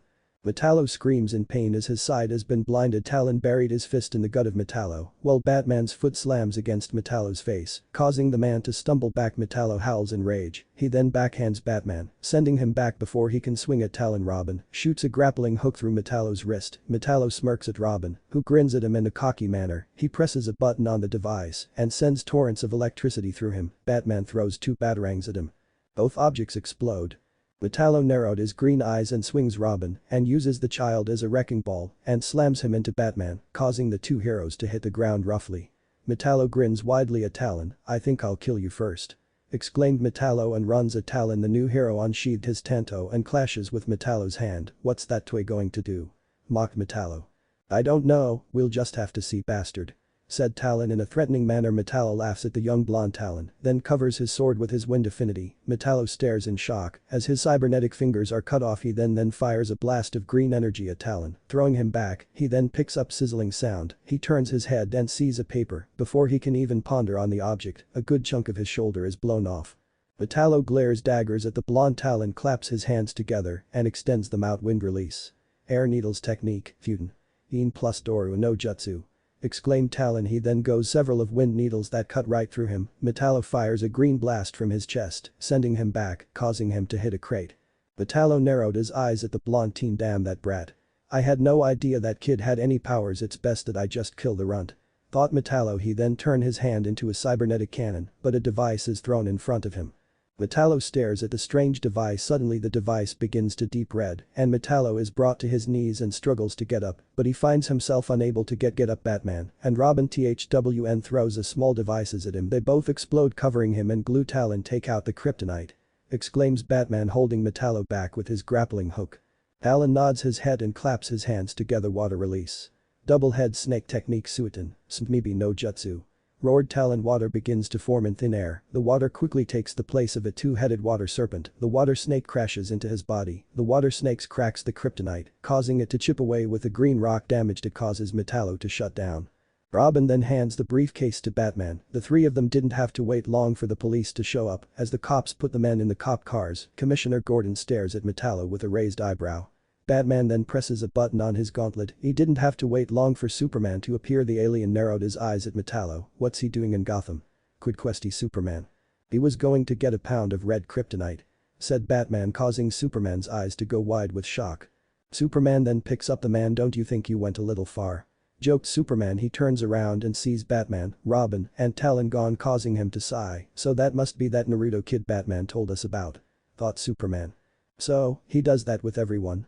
Asked Gordon. Superman nods his head. Yeah, he does. I'll take this one to Blackgate.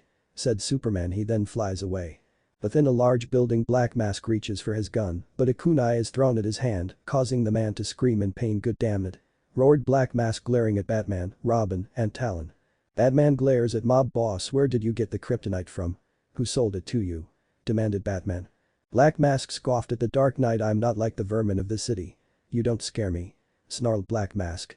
Batman roughly removes the kunai from his hand. He then wraps his hand around Black Mask's throat. He then slams the man against the glass window. "Do your worst, you freak," growled Black Mask. Batman slams the man against the glass window again, but this time the glass window is broken. "You don't have the balls," snarled Black Mask, who feels the cold breeze of the Gotham night.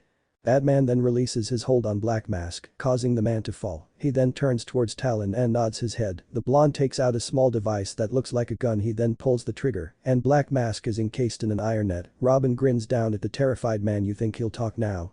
asked Robin. Talon shrugged his shoulders. "Who knows?" states Talon. He then looks down at Black Mask. "Hey, you're pretty heavy, better start talking before I lose my grip," yelled Talon. "Fuck you. This isn't funny," screamed Black Mask. Talon then turns towards Batman, who nods his head. Talon then begins to pull him up. Black Mask glares at Talon with deep hate. "You fucking cubic ah." Black Mask screams as Talon releases his hold. "Now let's try this again," said Talon. He then pulls him up and glares at Black Mask. "Now talk or we play bungee jumping again," threatened Talon. Black Mask grits his teeth. Talon then throws the criminal inside of the room. Batman then lifts the man and slams him against the wall. "Now talk," snarled Batman, narrowing his eyes at Black Mask. "Alright, damn it. I'll talk," said Black Mask. Batman then puts the man on the ground. Black Mask rubbed the back of his neck. "I got the rock from Ak," exclaimed Black Mask, who was shot in the face by a laser beams. Batman, Robin, and Talon drop to the ground. Each of them look and sees a mysterious figure running and jumping from rooftop. Batman and Robin used a grappling hook to scale across the building. Talon pumped chakra into his legs and launches himself to the mysterious man. The man throws a red X object to Talon. The crimson X wraps itself around Talon, confining his movement. "Catch you later, kid," says the man as he teleports away. Talon glares at the spot where he vanished. Robin helps Talon in cutting the object with him with his birdarang, which took nearly 2 minutes to cut. Both Borgs growls in annoyance. Talon because the criminal got him with this weird red substance, and Robin's annoyed because it's taking him much longer to free his friend. "What the heck is this crap made of Gorilla Glue?" exclaimed an annoyed Robin. Talon's eyes narrowed at Robin with much annoyance and frustration. "How you think I feel, traffic light? I'm the one trapping this weird goop," roared Talon in anger at how the weird criminal had got the upper hand on him. "But seriously, what the hell is this crap?" thought Naruto in frustration as he to cut through the weird red substance with his kunai. He then coats it in wind chakra. As Batman drops down to them, he narrows his eyes at the substance which has been cut to pieces thanks to his kunai and Robin's birdarang. He picks up the substance and puts it in a vial. Now, with Talon free, the colorful themed hero turns to his leader, but not before punching Talon in the arm for calling him traffic light. "New player in town?"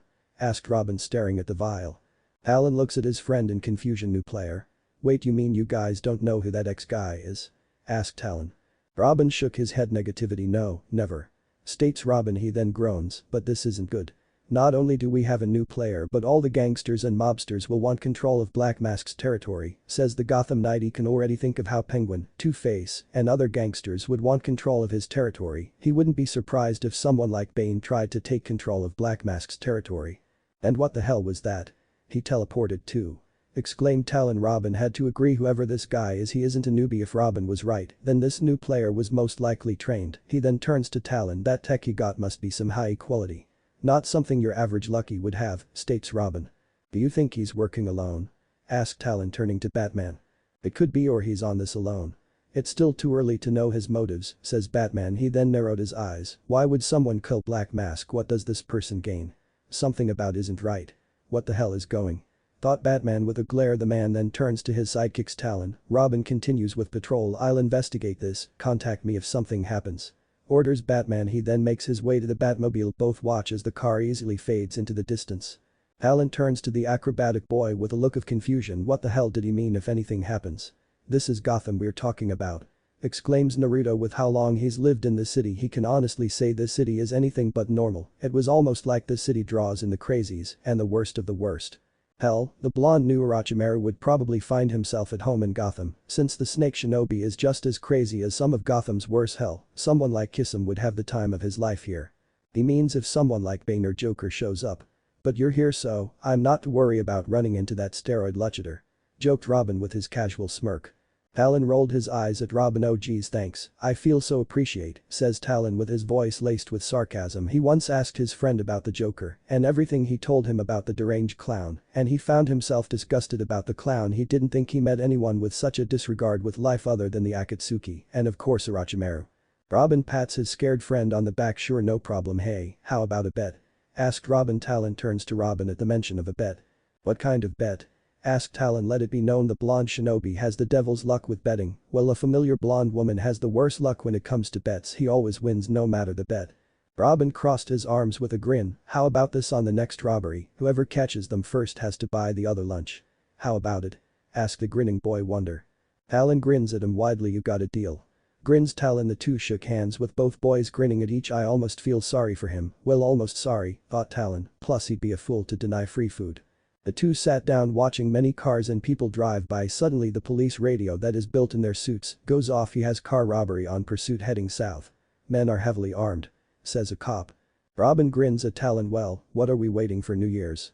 exclaims Robin. He then shoots off his grappling hook. "Well, Talon just jumped building to building." Robin chuckles at his shinobi friend show off. "I can't wait to see how he reacts to Barbara," thought Robin, plus he also wonders, does Naruto know he's eventually going to have to go to school? "I almost can't wait to see the look on his face," thought the boy wonder. He knew school was the last thing on the blonde's mind. Unknown to the concept of school, he was grinning as the cold Gotham breeze hits his face. The blonde had begun liking the Gotham Knights, probably the reason why he operates at night, but so do most bad guys. Thought Talon. He has also become quite used to the city, plus the place had lots of food. His eyes quickly catching a car swerving through the lanes, not even caring for other cars it slammed or pushed out of its way. "Found it, showtime," says Talon. He pulls out a red batarang and throws it at the car. As the blinking batarang hits the back of the car it explodes, causing the car to swerve into a wall. Talon then jumps on the car shattering the glass. "What's the hurry?" questioned Talon glaring at the car. "Thrives." All of them groan in pain. "Dodge this freak," yells the man pulling an Uzi gun. As Robin glides to the floor he sees the various criminals being thrown out and being tossed again into the walls, floors, and trash cans. Robin grins at his friends. He watches as Naruto dodge a knife strike and open palms the man in the gut, sending him flying into the floor. "Harshly having fun?" asked Robin. Talon turns to Robin and shrugged his shoulders. "And it looks like you owe me lunch." Robin gloated Talon, causing the young teen to deflate at this. He had seen his friend eat and it was horrifying and amazing how much the blonde super soldier can eat. Robin could already feel how empty his wallet is going to be. Yeah, muttered Robin with the help of Talon. The two young heroes cuff the criminals while each bad guy mumbling about being hit by a bus. Robin grins at the beaten criminals. "Hey, be happy it was us and not Batman," laughed Robin. "The two then tie them against a lamp post." Robin looks on with his arms crossed with a smirk as he hears the sirens of the police. The two pulls a grappling hook and glides up the tall buildings, the gliding through the sky. Robin grins at Talon. "If you think this is fun, just wait till you meet Speedy and KD, says Robin. He knew the Redeed speedster would lose his mind finding a ninja from another dimension. "KD?" repeated Talon with a raised eyebrow. "That's right, you haven't met them before. Speedy is Green Arrow's partner and KD is Kid Flash. The guy may be smart on his feet, but he doesn't think fast," laughed Robin. "Ah, so he's an idiot?" asked Talon. Robin laughs. "Yeah, that's an understatement, but you can trust him to have your back. Same with Speedy, even though he's the oldest out of his sidekicks. He's good dude," says Robin, and he knew if they met Talon they'll like him, especially Wally. Dude loves a prank. Talon smiles at this. He remembered them telling him other heroes have their partners. He wondered if they also had a bad childhood like him and Robin. Talon then grins widely. "That sounds awesome. Can't wait," exclaimed Talon with excitement. Robin watches as he runs across the building defying gravity, but this was a basic technique for Robin. This became the norm. Out watching him running up a building was cool. "He's enjoying this," mutters Robin watching his friend jump building from building. Robin then narrows his eyes. That new ex-guy had tech, no low-level crookhead. Now this was advanced tech. Damn it, just who the hell was that? Ugh, maybe it's Lex Tech or maybe Star Labs. They're always doing something new in those labs. Or it's a new player," thought Robin. He then stops jumping off a building and lands on a random Gotham building. Talon stops jumping and notices Robin stopping, so he jumps back to Robin. He then shot him a raised eyebrow. You alright?" asked Talon. Robin then released a sigh. "Ugh, I'm just thinking about that one guy who killed Black Mask," says Robin. Talon nods his head. "Yeah, I'm wondering who that guy is too," says Naruto. Robin then narrowed his eyes. "And his tech is pretty advanced," says Robin. "My bet's on Luther," says Talon. "Mine's on Star Labs," says Robin. The young boy watches as teenagers just run around having fun. "Star Labs? Why there?" asked Talon. They're always making something new and they even help the Flash, says Robin, plus Robin wouldn't be surprised if some scientist was behind this, they are crazy. But what if it's someone new, says Talon. I've thought of it, but I'm sure it won't be long before our friend shows up, says Robin. Talon grins at him, they always come back, says Talon. Robin then laughs at Talon holding his stomach, ha ha ha. Was that a Terminator reference? Joked Robin. Shit, traffic light. Everyone knows Judgment Day is the best. Exclaims Talon, which was true after Naruto has healed Robin, then made it his goal to have his blonde friend watch all pop culture movies. He especially likes Ip Man and Fist of Fury, but Robin wasn't a shock, he likes the martial arts movies. Robin just waves his friend off, he then pulls binoculars, looks down the streets, but you're not wrong, dude. They do come back, I mean look at Man Bat, that dude always get mutated, or that loser Professor Pig. Says Robin. The young teen also thinks the Riddler is pretty lame and has an ego complex. Who? Asked Talon. You'll meet him probably. Batman has some weird villains like Calendar Man and Mad Hatter, now those two are some real freaks. You also have that one guy Kite Man, says Robin. Talon raised an eyebrow at Robin. Kite Man? You gotta be kidding me. Says Talon. Nope, you'll probably meet some of the weird ones, says Robin. Talon sighs at this. Aren't I lucky? Muttered Talon. The blonde shouldn't be that shocked, Gotham does have some of the weirdest people. Talon then turns to Robin. So, who's the latest you've seen? Asked Talon.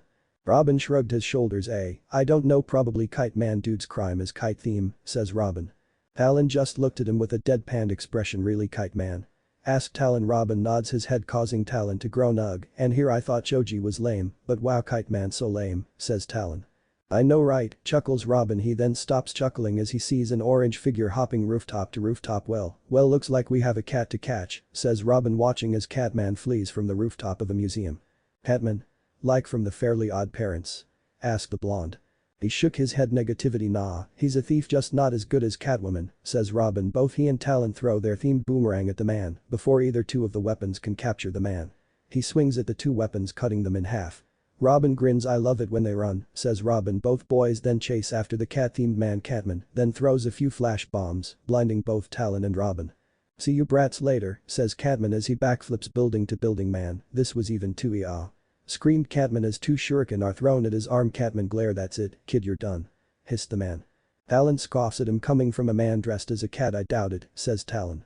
Cocky brat, says Catman. He then throws his catrangs at them. They throw their birdrang, and Talonrang. Robin then throws a smoke bomb, blocking their vision, but this wasn't a problem for either of them as Catman blocks their attacks but is easily pushed back. He then nurses his arm and glares at Naruto. Damn it, I'm sure he cracked something, mumbles Catman. The man out a pair of bladed brass knuckles.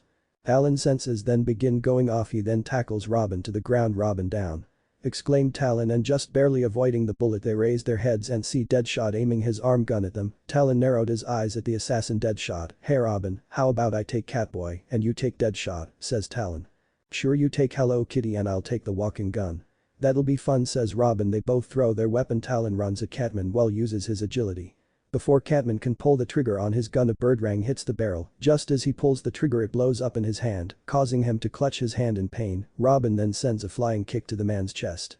Thanks to the ninja reflexes he were able to dodge the bullets. He then throws a gray ball at him. Once Deadshot the ball explodes, covering his arm gun in clay. Talon smirks at this. Deadshot quickly takes out a pistol, pointing it at Talon. That isn't my only gun, kid, says Deadshot. Talon quickly pulls out his Tanto and unleashes wind blades that cut through bullets. Deadshot then grunts in pain as his arm has been cut. He then pulls out another pistol and begins open firing on him. Talon quickly jumps high in the sky. He then fires a wind blast at the man that causes him to hit the wall. Deadshot hissed in pain. He gets up and throws a small bomb. He then pulls out a pistol, shooting the bomb, causing it to explode, but Talon quickly substitutes himself with a piece of brick. Underneath his helmet, his eyes widened as Talon appears directly in front of him and uppercuts him, launching the man several inches off the ground. Damn it, what the fuck is this brat superhuman? Thought Deadshot as he enters the unconscious world. Talon then turns and sees his friend Robin struggling against Catman. Well, that is until Robin kicked him where the sun doesn't shine. Now with his balls in his lungs, the man drops to his knees before Robin could knock him out. Talon throws a disc on Catman. The disc glows red and blasts him towards the wall, knocking him out. Robin turns to Talon with an annoyed look. Cheater, muttered Robin, but we should call Batman first. This new guy, and now Catman and Deadshot. This can't be a coincidence, says Robin. Robin then calls Batman from his gauntlet. What is it? Asked Batman. You'll never guess who we ran into. Catman and Deadshot, says Robin. Batman rose an eyebrow. He hasn't seen Catman for a few years, and for him to team up with Deadshot, those two are very seen together. Anything else? Asked the Gotham. Robin shook his head. Negativity. I'm on my way. Meanwhile, investigate the area. There might be some clues they left, orders Batman. He then cancels the call. Robin then turns to Talon. Well, you heard him. Time to play detective, says Robin. Talon nods his head. Talon agreed to stay behind and watch the two villains. Talon then looks at Catman with a raised eyebrow. So, you dressed up as a cat? Asked Talon. Yeah, so what? Hissed Catman. That's lame. I mean I could understand Batman, he's scary, but you're lame like what was Tigerclaw taken? Joked Talon. Aye, shut it freak. Yelled Catman in annoyance. If it wasn't bad enough he got beaten by Batman's sidekicks, and it's even worse now that blonde kid is mocking him. Catman then groans in pain from the hit that Talon gave him. Talon turns away from Catman and turns to Deadshot. But I want to know, why did you two team made up? He's a burglar and you're an assassin, so what are you two doing together? Asked Talon, glaring at the hitman. Deadshot scoffed at him. I ain't talking, says Deadshot. He didn't know who this kid was, but he wasn't going to talk. Talon raised an eyebrow at him. Is that right? Then I guess I'll have to do it the old-fashioned way, says Talon. Before Deadshot could even get a word, Talon punches him in the ribs, breaking two of his ribs. Talon grins at the man. That's two ribs, want to go for another? I mean, wonder how long till you black out, says Talon, but Deadshot growls at the blonde. You ain't Batman? Snarled Deadshot. Talon shrugged shoulders. Maybe, but hurts don't it, says Talon as he punches Deadshot's right, breaking his other ribs. Deadshot gasped in pain. It doesn't matter how many bones you break. I ain't pants saying shit. Groaned Deadshot. Sure, the man knew he was in incredible pain, but he knew this kid was a hero, and he won't kill. That's one thing about superheroes, they won't do what needs to be done, thought Deadshot as he glares at the kid. Talon turns away from Deadshot, then turned to Catman. He knew this man was right, he's an assassin after all. With their type, it doesn't matter how much you beat or break, they won't talk. Talon then walks towards the downed Catman. He then raised his hand and creates a Rasengan and rams it into the wall, destroying it, leaving the two villains shocked to their core. If it wasn't even relevant to the villains that this kid was some type of metahuman. I'm sure it's obvious, unlike Batman and Robin I have powers. Now seen what I did to that wall, now imagine getting hit with that. Far worse than anything Batman can do. Now talks. Snarled Talon. Catman look on in fear. Falcone, we were hired to kill the Falcone family, says Catman. Umbus, mutters Deadshot. He then points his arm gun at the floor and shoots the floor and watches as it bounces off the ground and finds itself in the neck of Catman. Talon growls at him, kicks the man in the face, leaving a dent on the helmet. That man then drops down, standing behind Talon and glaring at Deadshot. You're going to Blackgate, says Batman, giving the man the bat glare. DSK, whatever, the bastard shouldn't have opened his mouth. Hissed Deadshot. Batman then walks away, heading towards Robin. He narrowed his eyes. Somewhere underneath Gotham City. The cold villain Victor Fries narrows his eyes and stops working on a white grenade. What do you want? Says Mr. Freeze in his usual cold tone, void of any emotion. Hush grins at the bald man, not even bothered by the cold temperature. I have a favor, says the mad sturgeon doctor. That is no concern of mine. I have work to do, says Mr. Freeze, not even caring what Hush wants. As far as Freeze is concerned, finding a cure for his wife and his own outweigh whatever vendetta Hush has for the Batman if possible. Batman's former best friend's grin widened. He then drops a flash drive in front of the scientist. Mr. Freeze stares at the small device with a blank face. And this is what? Questioned Mr. Freeze with suspicion. He didn't trust the bandage criminal. He learned early on the people of Gotham can be even crueler than any animal. If possible. His grin even widened. The man chuckles. Everything you need to cure yourself if you do what I ask for. I'll give you the other drive which has everything you need to cure your wife, grins Hush. Mr. Freeze then stares at the device in shock, and Mr. Freeze was sure his own cold heart skipped a beat. If he was anything like the man he used to be, he would be shivering in his boot, but that wasn't the case. Mr. Freeze then turns to Hush, his blue eyes staring into Hush's cold eyes. What do you need? Questioned Mr. Freeze. He may be a supervillain, but at the end of the day, Victor will do anything to cure him, his wife, even making a deal with someone like Hush. The man then crosses his arms, turns to the sleeping Nora Fries. He then glances back at Mr. Freeze. I have plans for Gotham, but Batman's new sidekick can bring some new problems. I'm sure you heard of him already, states Hush. Mr. Freeze raised a suspicious eyebrow at him. Yes, I've heard of Talon. What's so special about the boy? Asked Mr. Freeze. He of course heard of Batman's new sidekick. He didn't see anything all the special with Talon. He just a child, no different than Robin and Batgirl. Ah, then you don't know, says Hush. About? Questioned Mr. Freeze. The child is a metahuman, comments Hush. This caught the man off guard. He then quickly composes himself. Well, that is new, killing one child shouldn't be too difficult even if he is a metahuman, says Mr. Freeze. After all, just like all life, if it can breathe, then you can kill it. Fortunately, for Mr. Freeze, he isn't dealing with a Kryptonian, Amazonian, or Martian. That's what I like to hear. Take the kid out, and your wife is cured, and of course Gotham is yours for the taking, says Hush, but Freeze ignores him. Unlike many criminals, he didn't want to rule Gotham City. He didn't care for the people that live in the city. To him, the only important life is his precious Nora. Hush then drops a large folder on his desk. Mr. Freeze opens the folder, and he then sees a design for a new cryogenic suit. This should help you put the Bat family on ice, says Hush with a smirk. Unlike many criminals, Victor isn't motivated by greed or power, but his obsession with curing his wife. Very well, Hush, but if you betray me you'll know nothing but a chilling death. Glares Mr. Freeze. A.N. If you're curious, his suit is the one from Batman number 96. Glad to be doing business with you, Victor, says Hush, leaving Victor's Tundra Fortress. He then presses the comm. Is it done? Asked a man. Hush grins darkly. Everything is going as planned. Batman won't unless it's too late, says Hush in confidence. Good, I believe it's time you pay the designer a visit, says the man in a dark tone. I couldn't agree more, says Hush. The man grins at the moon. This time, Bruce my friend, you'll die along with your legacy. Gotham shall know what true helpless is with no bat to save them, says Hush. Batman may be the greatest detective, but by the time he finds out what's happening, it'll already be far too late. Location: Batcave. The three heroes look on at the screen watching the news of the death of Luisa Falcone. The three glare at the screen, especially the Dark Knight. These events tonight weren't random, but organized. Plus, as being a hero for many years, he knew there was no such thing as conscience. As someone is setting the groundwork for something he knew it most likely wasn't Joker. If it was the clown, he would have told him already. Robin then turns to Batman. So, we got one dead, one gone, and the other back in Blackgate. Who you think it is, Black Mask or Penguin? Asked Robin. After all, those two are the most wealthy criminals. I doubt S doesn't fit them, but it could be Black Mask, comments Batman. It could be Bane, comments Talon. He then removed his mask and takes a bite out of a Doritos burrito. Batman and Robin gave him a shared look. What? It could be. It isn't like he's a big dumb thing like Grundy, says Talon. Robin then turns to Batman. He's right, you know, says Robin, agreeing with Talon. Or it could be they are teaming up. I mean, I wouldn't be surprised if Riddler or Scarecrow were behind this, says Robin. True, but if it were those two we would already see riddles all over the city. Even Crane has been quiet. No reports of people with fear toxin, but it's still too early to rule them out. For now, they are a suspect, says Batman. Both young heroes nod their heads in agreement. Alfred then walks in with a tray of tea. Ah, yes, crime and the Batman never sleep, but unfortunately the same can't be said about Robin and Talon. You two are still young. Off to bed with you two, you have a big day tomorrow, especially you, Master Naruto, says Alfred. Robin then grins at Talon's confused face. Well, Batman also seems to be enjoying himself. Talon shot the elder man a raised eyebrow. Am I forgetting something? Asked a confused shinobi. Robin snickers at Talon, confusing the boy more. Alfred then shot Talon a look. Didn't Master Bruce tell you? Asked loyal butler of the Wayne family. Tell me what? And why are you laughing?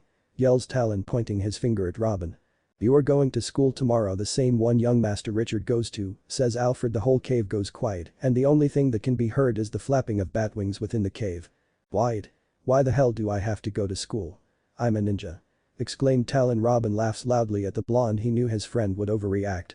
Alfred rubs his ear, which is very sore at how loud the young ninja can be. It is only natural in this world children goes to school, says Alfred in a calm tone, but he also has a small smile on his face. No way. Yells Talon, dropping his arms down. He glares at Batman. Why do I have to go? I already went to the academy. Yells Talon. Batman nods his head. Yes, I know you've told me, but here you're going to school, says Batman. Talon groans at the concept of school. He didn't enjoy the academy due to their hatred of him, but the idea of anyone seeing his many scars doesn't sound like a good idea to the blonde. Robin walks over to Talon and wraps his arm around Talon's. Come on dude, it'll be fine, says Robin.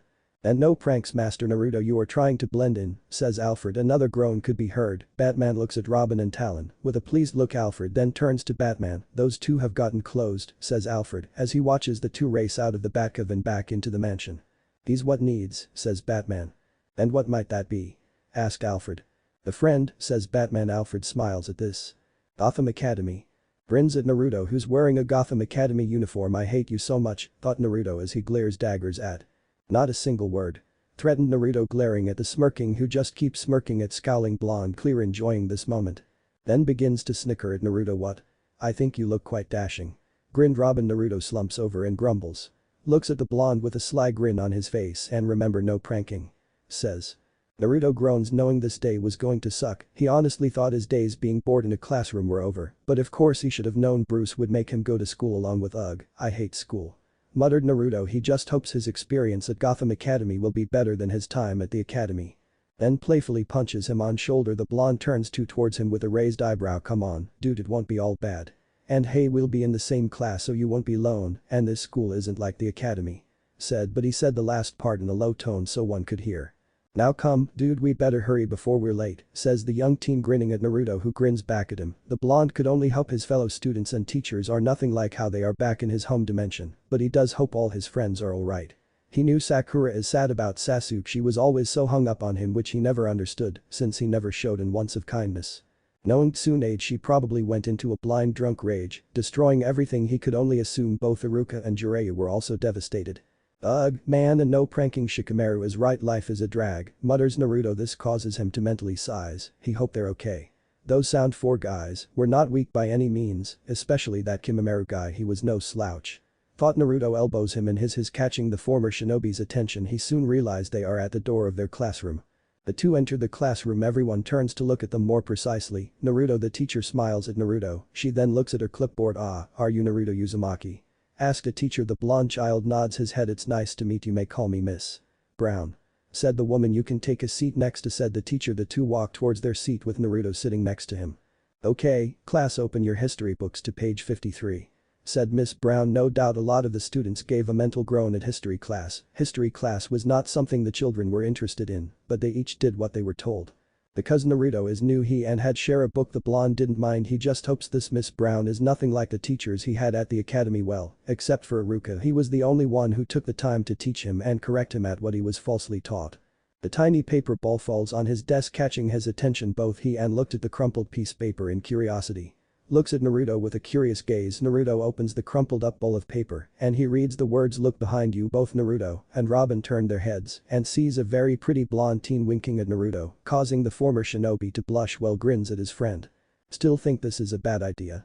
Asked in a low tone. He knew from what Naruto has told him his time in his village was anything but good, and he was constantly being sabotaged not just by the teachers who were supposed to get him prepared for his ninja career, but his own fellow ninjas.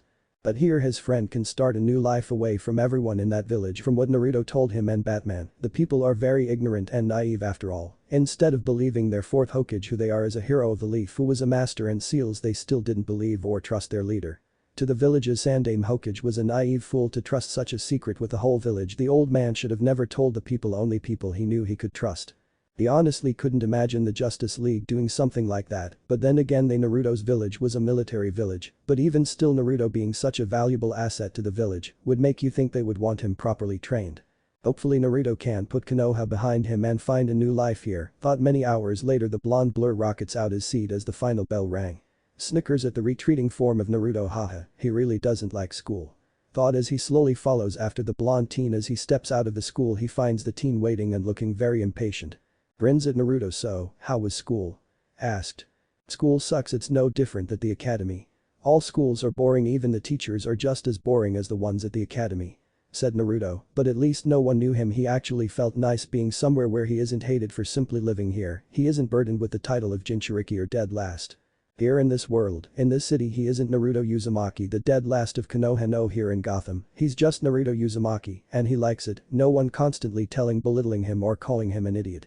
Just laughs at the blonde. Yeah, you're not wrong, but remember what Bruce told you. Says with a smirk. Naruto then slumps over and lets out a groan. Yeah, I remember. Says Naruto. He rolled his eyes at I can't too on patrol unless I have a B or higher. Ugh, this is going to suck. Thought Naruto. He honestly thought his days being trapped in a classroom and listening to boring lectures were finally over, but that doesn't seem to be the case. A lot of the kids try to talk to him, which caught him off guard, but luckily he had with him to answer some of the questions. He even blushed when one asked him does he have a girlfriend. He wasn't an idiot. The girls almost looked at him the same way girls back in Konoha would look at Sasuke, only this time it wasn't a crazy obsession. Back then there was only one girl he liked, Ino Yamanaka. She had always been kind to him even when everyone hated him. She stood by his side. He mentally shook his head from those thoughts. The black fancy car pulled up to them. The window rolls down, revealing the loyal butler Alfred. Good evening, Master Naruto. How was school? Asked the elderly man he watches as the two jump in the car. It was alright, said I hate school, said Naruto. This causes to snicker at the comment while Alfred just rolled his eyes. It was only the first day, Master Naruto. Give it time and I'm sure you'll make friends. I'm sure the lessons weren't that bad. Just think of school as a restart. Says Alfred. A restart? Repeated a confused Naruto. Yes, back in your old world you were trained from a young age to join your village's military, correct? Asked Alfred. Naruto nods his head. Then why not use this as a chance to start a new life? Unlike your own world, children your age to school, college, and some join the army when they turn 18, but it is optional. The only time you will be forced to join the army is if war were to happen and they were desperate for more soldiers. Explained Alfred with a smile. Or an alien invasion. Said, putting in his 2 cents. Yes, or an alien invasion is usually handled by the Justice League. There is an unlikely chance he'll have you two join. Said Alfred, but an alien invasion is usually a Justice League problem. Naruto turns towards the boy. Wonder, are there any other sidekicks? Asked Naruto. Nods his head and grins. Yeah, there are. There's Speedy, he's Green Arrow's sidekick. There's Kid Flash, and he's obviously the Flash's sidekick, and then there's Equal to Aquaman's sidekick. Says. But I think you like KD. Says. Naruto shot him a raised eyebrow. Wait. Really? Why? Asked a curious Naruto. He was interested in meeting these other heroes. He likes pulling jokes.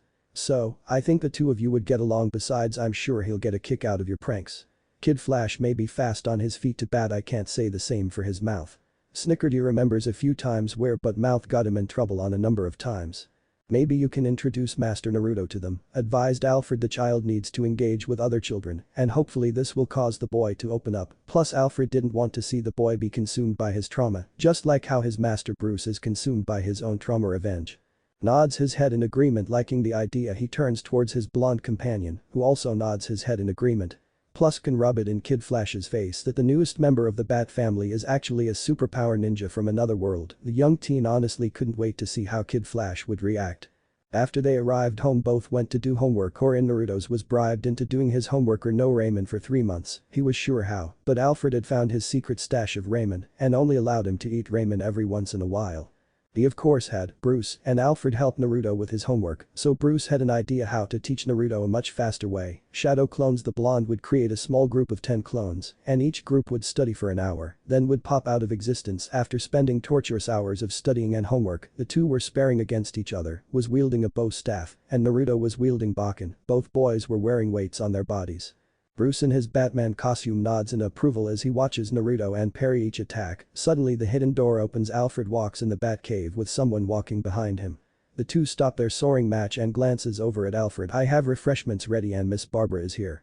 Says Alfred, walking towards the young boys, handing each of them a water bottle. Naruto grabs the water bottle, but his attention was solely on the newcomer in the Batcave. Barbara Gordon, daughter of Jim Gordon and the third member of the Bat family who also goes by Batgirl. If Naruto had to guess, she was probably around Haku's age. She looked like she can be around 14 years old. Barbara smiles warmly at Naruto, causing the shinobi to become red as a tomato. Glances at blushing Naruto and snickers. Naruto may be an amazing shinobi, but his skills with the opposite sex was just had. Plus this also have him plenty of blackmail opportunities he could use. Barbara smiles at her crime-fighting partners. Bruce nods his head at her. She then focuses on the newest member of the Bat family. Hi, my name is Barbara Gordon, but on patrol you can call me Batgirl. Says Barbara, giving him a smile. Nudges Naruto's side, catching his attention. The blonde knew he had to say something. Beautiful hair. Exclaimed Naruto. The blonde wanted to bury himself in the deepest darkest hole he can find. Both Bruce and Alfred watch with amusement, and he was laughing of course. Yep, it was official. Naruto wanted to just die. Maybe that would free him of embarrassment. Fortunately it wasn't as embarrassing some of his more embarrassing moments. Barbara unconsciously runs her hands through her crimson locks, her face now matching her hair. She was so caught off guard, she wasn't sure what to say. Sure, many of boys have commented on her appearance, but this felt genuine, not just some guy trying to get into her pants or trying to get on her good side. Her green eyes stare into his cerulean eyes. She had to admit his eyes were so blue that they reminded her of the ocean, and she had to admit she found his strange whiskers to be cute. It kinda reminded her of a fox or cat. Ahaha. Nice one, dude. Barbara, you totally fried his brain. Ahahaha. Laugh, chuckling as he's leaning against Naruto. It seems like his blonde friend seems to have a thing for redeeds. He wonders how his friend would react once he meets Hawkgirl or Poison Ivy, which actually sounds good. Worse, he hopes when they do run into Ikateroist his friend won't fall under her seductive power. The least thing he wanted was to watch Poison Ivy use his friend against them.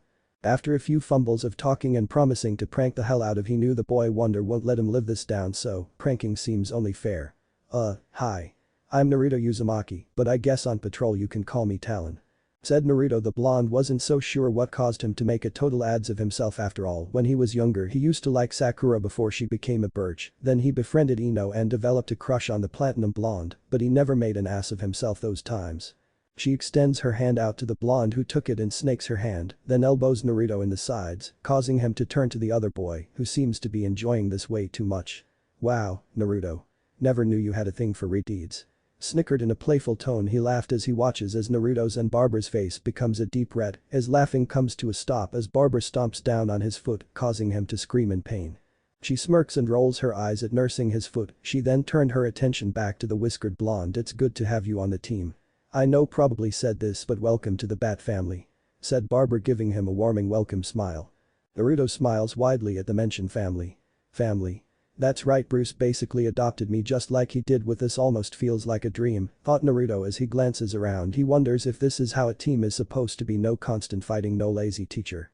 If this was how a team is supposed to be, he wonders why the old man had him, Sasuke, and Sakura at team when none of us can work together unless it was dire. Sasuke is arrogant, believing him the superior ninja, and Sakura the fangirl. Their teamwork only gotten better after the wave mission. Then of came Orochimaru and definitely had a major effect him and when Itachi tracked him and Jiraiya down. But here in this new world there's none of that. No villager trying to make his life hell, no lazy sensei. The blonde smiles to himself thinking he can get used to this type of life. Right, thank you Barbara. I looking forward working with you, says Naruto. He had to admit she was beautiful and he likes seeing her smile. I bet you do.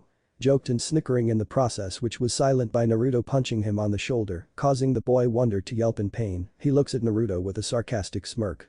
Okay, enough of that. Everyone get suited up, we're going on patrol tonight, ordered Bruce. Everyone quickly leaves to get suited up. Well, they're even livelier than usual, Master Bruce. Said the smiling butler, happy to see the three children getting along, especially the former shinobi. He still couldn't believe a while entire village tormented the child. It's good for them, says Bruce. He then puts on his cowl. He then looks at the Bat computer, reading over some files over gang activity and several different murder incidents where they are horrible. Butcher with plastic surgery. That can only mean one thing: Professor Pig is on the move. The Dark Knight turns away from the screen to look at his partners. He mentally smiles, seeing Talon, Robin, and Batgirl stood proudly in their respected suits, but he also knew this wasn't a game. If Clayface, Two-Face, Freeze, or Joker killed one of the children, that would be on him. After all, he did bring him into this dangerous world and it's his responsibility. They can each respectfully reach the level when they don't need him anymore and become their own independent hero, no longer in the shadow of the Batman. He was aware if any harm comes to Batgirl, then not only did he put some young girl's life in danger, but also the daughter of Jim Gordon, which would no doubt lead to a Batman manhunt, and Jim was no fool. He was one of the best cops in Gotham. Tonight we will be split in two groups. Robin and myself will be looking into a few murder cases that has Professor Pig's patterns. Batgirl, you and Talon will be in patrol. Be on the lookout. I'm sure you noticed the increase of gangs. Question Batman. Batgirl nods her head. She then glances at the blonde, remembering what told her over the phone he's some sort of super ninja. A super ninja. So, what, Naruto is a metahuman? If so, that's weird even for Bruce. He wouldn't normally take in a metahuman. Thought Batgirl. Robin grins at the two as he quickly runs to the Batmobile, which was turned on. Meeting Batman was already in the supercar and is ready to leave with a backflip. He jumps inside the car starts up and quickly drives out the back of. Talon couldn't help but to stare. No matter how many times he sees the Batmobile, he can't help but to be amazed by it. Talon then turns to Batgirl with nervous grin. You don't have one of those by chance, do you? Asked Talon. Afraid not. But do have this? Says Batgirl, pointing to her Batcycle. He stood in amazement. She tosses him a black helmet, one which he easily catches. Talon then turns towards Alfred, who's making himself busy by cleaning up the discarded food trays and various of coffee mugs. Alfred. I want one. Exclaimed Talon. The loyal butler of the Wayne family takes a sip of tea and turns to the patient-looking Talon, but knowing the young boy won't like the answer. I'm sorry, Master Naruto, but I cannot. You must speak with Master Bruce about such subject. Explained. He watched as the excitement quickly vanished and was replaced by a deep depression, knowing the chances of him getting anything similar to the Batmobile were quickly stomped out. Batgirl nudges Talon, catching his attention. She then smiles at him. Come on, those criminals aren't going to capture themselves. Grin Batgirl. Naruto matches her grin. He just hopes they don't run into someone like Kite Man or the Condiment King, mostly because he doesn't think he can handle all the kite and condiment jokes. Those two villains really had too much free time, plus cleaning ketchup and mustard stain sounds as fun as watching paint to dry. Talon hops on her Batcycle. She then revs up the motorcycle. Barbara giggles as she hears him mumbling about wanting his own motorcycle. Maybe if I get good grades he'll get me my own Talon cycle. Mumbles Talon in a low tone. Talon cycle? Repeated Batgirl with a raised an eyebrow. Well, yeah. What am I going to call it? The Bat Rider? Nah, that's yours and Batman's thing. Bird cycle is a no. That fits traffic light.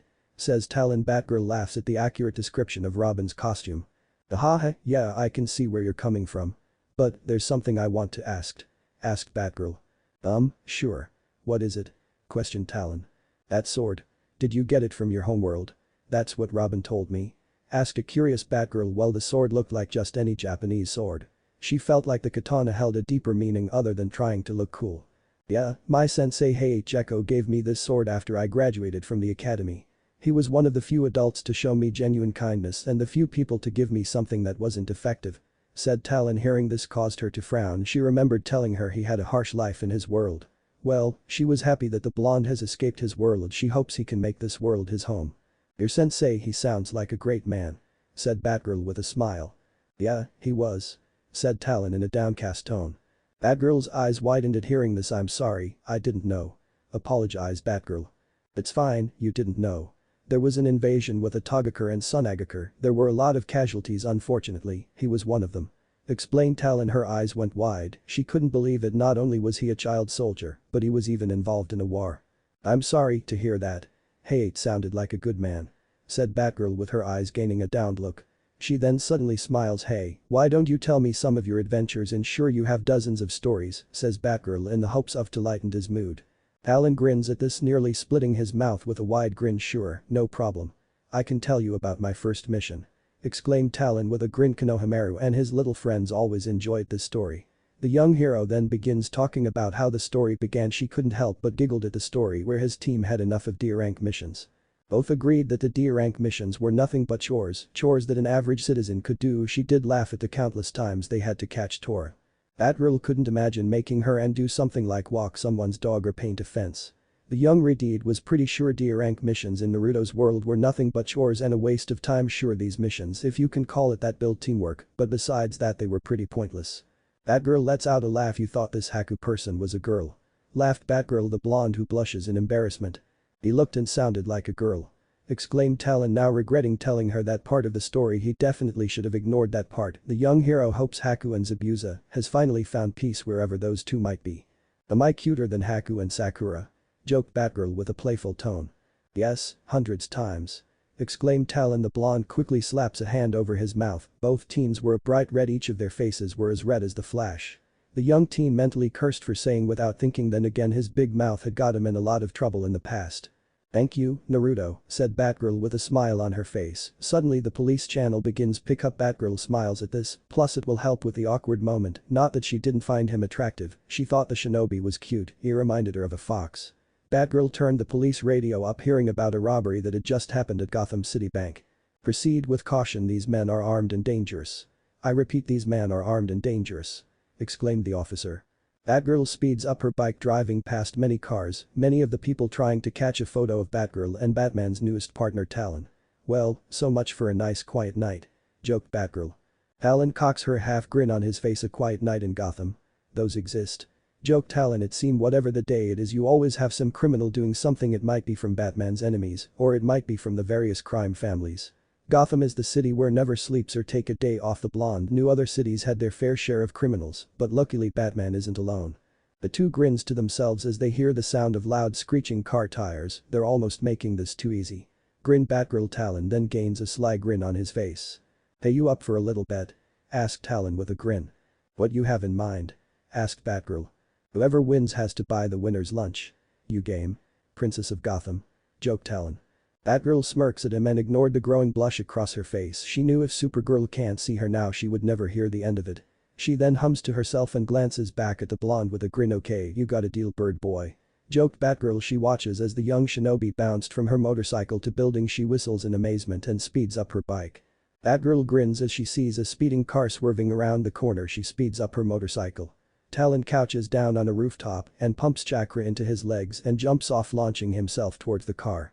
The young blonde grins as he slams down on the car. The four men jump and surprised smoke him. Yelled a man before then can shot the blonde. He quickly pounces on the roof, causes a sizable dent. The four men grunt in pain as the root of the car, but each of them on the head. Talon grins, punches through the roof, shocking the four men. He grabs onto a man and tosses him out. He grunts in pain as bounces off the pavement. Batgirl just grins at the scene. Show off, mutters Batgirl. With his ninja reflexes he does a handstand, kicks open the man. Unfortunately was kicked so hard he blacked out and flew of the car. The man pulls out a revolver, but before he can even take aim he grabs the man by the arm. Talon gains a sly smirk. Get over here. Mocked Talon and threw the man out of the car. Talon quickly jumps out the way, dodging a stray bullet. The man with desperation quickly gets out the car and points the gun. Die you fucking brat. Roared the man. He pulls the trigger, but thanks to his skills he ducks low and throws his shuriken, which impeded into the man's legs, causing him to drop to his knee and scream in pain. Talon then rushed the man, catching him off guard. Talon then buried his elbow into the man's gut, knocking the wind out of him. Batgirl drops down and smirks at Talon's handiwork. Nice work, Talon. They'll definitely be feeling that in the morning. Says Batgirl. She had to admit she was extremely impressed with the former shinobi. She smirks as she hears a few of them groan in pain. She gave him a smirk. Are you sure you didn't go overboard? Asked Batgirl. Talon shrugged his shoulders nonchalantly. That'll be fine. Batman would have broken more bones. Exclaimed Talon. He then smirks at the busted destroyed car. He had to admit he was getting used to this hero stuff. Sure, he hated school, but it was worth it. He had a new team, a new life, a new home. Batman was a strict teacher, far more than Kakashi or Jiraiya. He definitely wasn't as lazy or laid back like the other two, but he knew Batman would definitely 4-4 in his world. Batgirl, with a plastered grin on her face, just shook her head. True, and hey. They weren't as traumatized. Joked Batgirl. Exactly. See, no one got hurt. We're just having some fun. Exclaimed Talon, making the redeed. Just shook her head at the blonde. Not fun. Grumbled a man in pain. He was sure something was definitely broken. Talon raised an eyebrow at the criminal. What would you know? Weren't you guys trying to just rob a bank? Questioned Talon. He's right though. Robbing a bank here in Gotham, you have a better chance at robbing a bank in Coast City. Laughed Batgirl. The two heroes then begin thing each of them up, and to make sure they can't escape, they were handcuffed. Oh yeah, that reminds me. I won our bet. Grins Talon. Batgirl sighs. She had a feeling she was going to regret it, even though she kept saying the boy couldn't possibly make a sufficient cent into her wallet. I think I might regret this. But what do you want? Asked Batgirl. All you can eat. Korean BBQ. Exclaimed the grinning Talon. Do you know any good places? I'm still new to Gotham City. States Talon with a nervous grin and rubs the back of his head, which gained a chuckle from Batgirl. Batgirl gains a fake thinking pose. She knew the blonde loved Raymond from what Robin had said. The dimension-hopping shinobi loves Raymond as much as Bane loves his venom. She was also told the blonde could easily bankrupt you. Part of her denied that, believing it was just joke, but when dealing with people like Supergirl and Solomon Grundy, the impossible becomes the possible. I think I know a good place. It's in downtown. Said Batgirl. She remembers a restaurant her father took her long ago. The prices were reasonable, so it won't leave her absolutely broke. The two had the sound of police sirens. Each of the men grumbles about having a ruined night. The two heroes ignore the criminals. Talon picks up a small pebble, nailing one of the men in head. Talon grins at the men widely. Well, you know the saying, crime doesn't play. So, what's this place called? Asked Talon, paying no mind to the criminals. Yang and Shen's BBQ, says Batgirl. The two grin at each other as three police cars pulled up. Batgirl pats then on the head in a teasing manner. Who knows, if you guys are lucky, it'll be Ramirez or Montoya to take you guys back to Blackgate. Said Batgirl as the officers gets out of the car. The criminals groan as they see a very heavy-set man. Ooh, oh, too bad. You guys get Bullock. Said Batgirl in a snarky manner. The two used their grappling hook to sail through the nightlight of Gotham, both enjoying gliding through the sky. The two landed on her bike. Batgirl then pulls out her phone, checking the daily news app. She smiles at seeing an article of Batman and Robin taking down Professor Pig and rescue the Hodages. Talon turns to Batgirl and looks at her with a curious gaze. Hey Batgirl, what's with Bullock? Why doesn't he like Batman? Asked Talon. The boy wonder told him about Bullock and his distrust of Batman and Jim Gordon working with Batman. The blonde just couldn't understand why Bullock hated Batman, especially when the Dark Knight Rises his life going up against the most dangerous villains. Hell, Batman has even helped GCPD taking down the most notorious crime families. Batgirl shrugged her shoulders. I'm not actually sure. Bullock says Batman is just a vigilante who can't be trusted. Even though Batman has helped my father and saved his fat head more times than he can count. Like whenever Clayface or some bad guy impersonate Batman, Bullock jumps on the hunt. Batman. It really gets annoying. He's a good cop and all, but he definitely lets his ego get in the way. Comments Batgirl. He sounds like a real pain in the ass. States Talon. Bullock reminds him of the villagers back home. No matter what he do, the people still hated and blamed him. It seems like there are few people like that in Gotham, especially Bullock. Then again, Bullock would probably use just any reason to hunt Batman. Yeah, he can be, but I wouldn't worry too much about him, he's harmless. He has more of a bark than a bite. But fortunately cops like Montoya and Ramirez on our side. Comments Batgirl. The two hop on her bike in speed, ignoring the many stares they get, but it was more of stares of awe and curiosity. Montoya. I think Batman told me about her. She's a good cop and one of the brightest cops he has met other than your old man. Said Talon. He hasn't interacted with many of the cops except Jim Gordon. Batgirl giggles, confusing the blonde hero. You know, if my dad heard you calling him an old man, he'd probably see a while away. Team. Laughed Batgirl out. All the names people have called her father, she had never once heard anyone call him old man. Then again, no one had a death wish. Talon snorted at the comment. Hey, I'd take them. He's more likely to pop a blood vessel. Says Talon, causing Batgirl to laugh at his cocky nature. It was definitely different from Robin's overconfident attitude, plus Talon was the type who liked to crack jokes and pranks. Batgirl lets out a loud laugh. How old do you think my father is? Questioned Batgirl with a loud laugh. Talon shrugged his shoulders nonchalantly. I don't know. Like 60. I called both Hokages of my village old man and granny. Said Talon in a joking manner. The two laughed together, enjoying each other's company. Batgirl had to admit the blonde was growing on her. She found him to be good company, and she really enjoyed his stories of his world. She really found it how similar his world is to Japan. But isn't the Hokage your village and military leader? Questioned Batgirl. Yep. Exclaimed Talon brightly. I'm sure they just loved it. Joked Batgirl. Yeah, he did.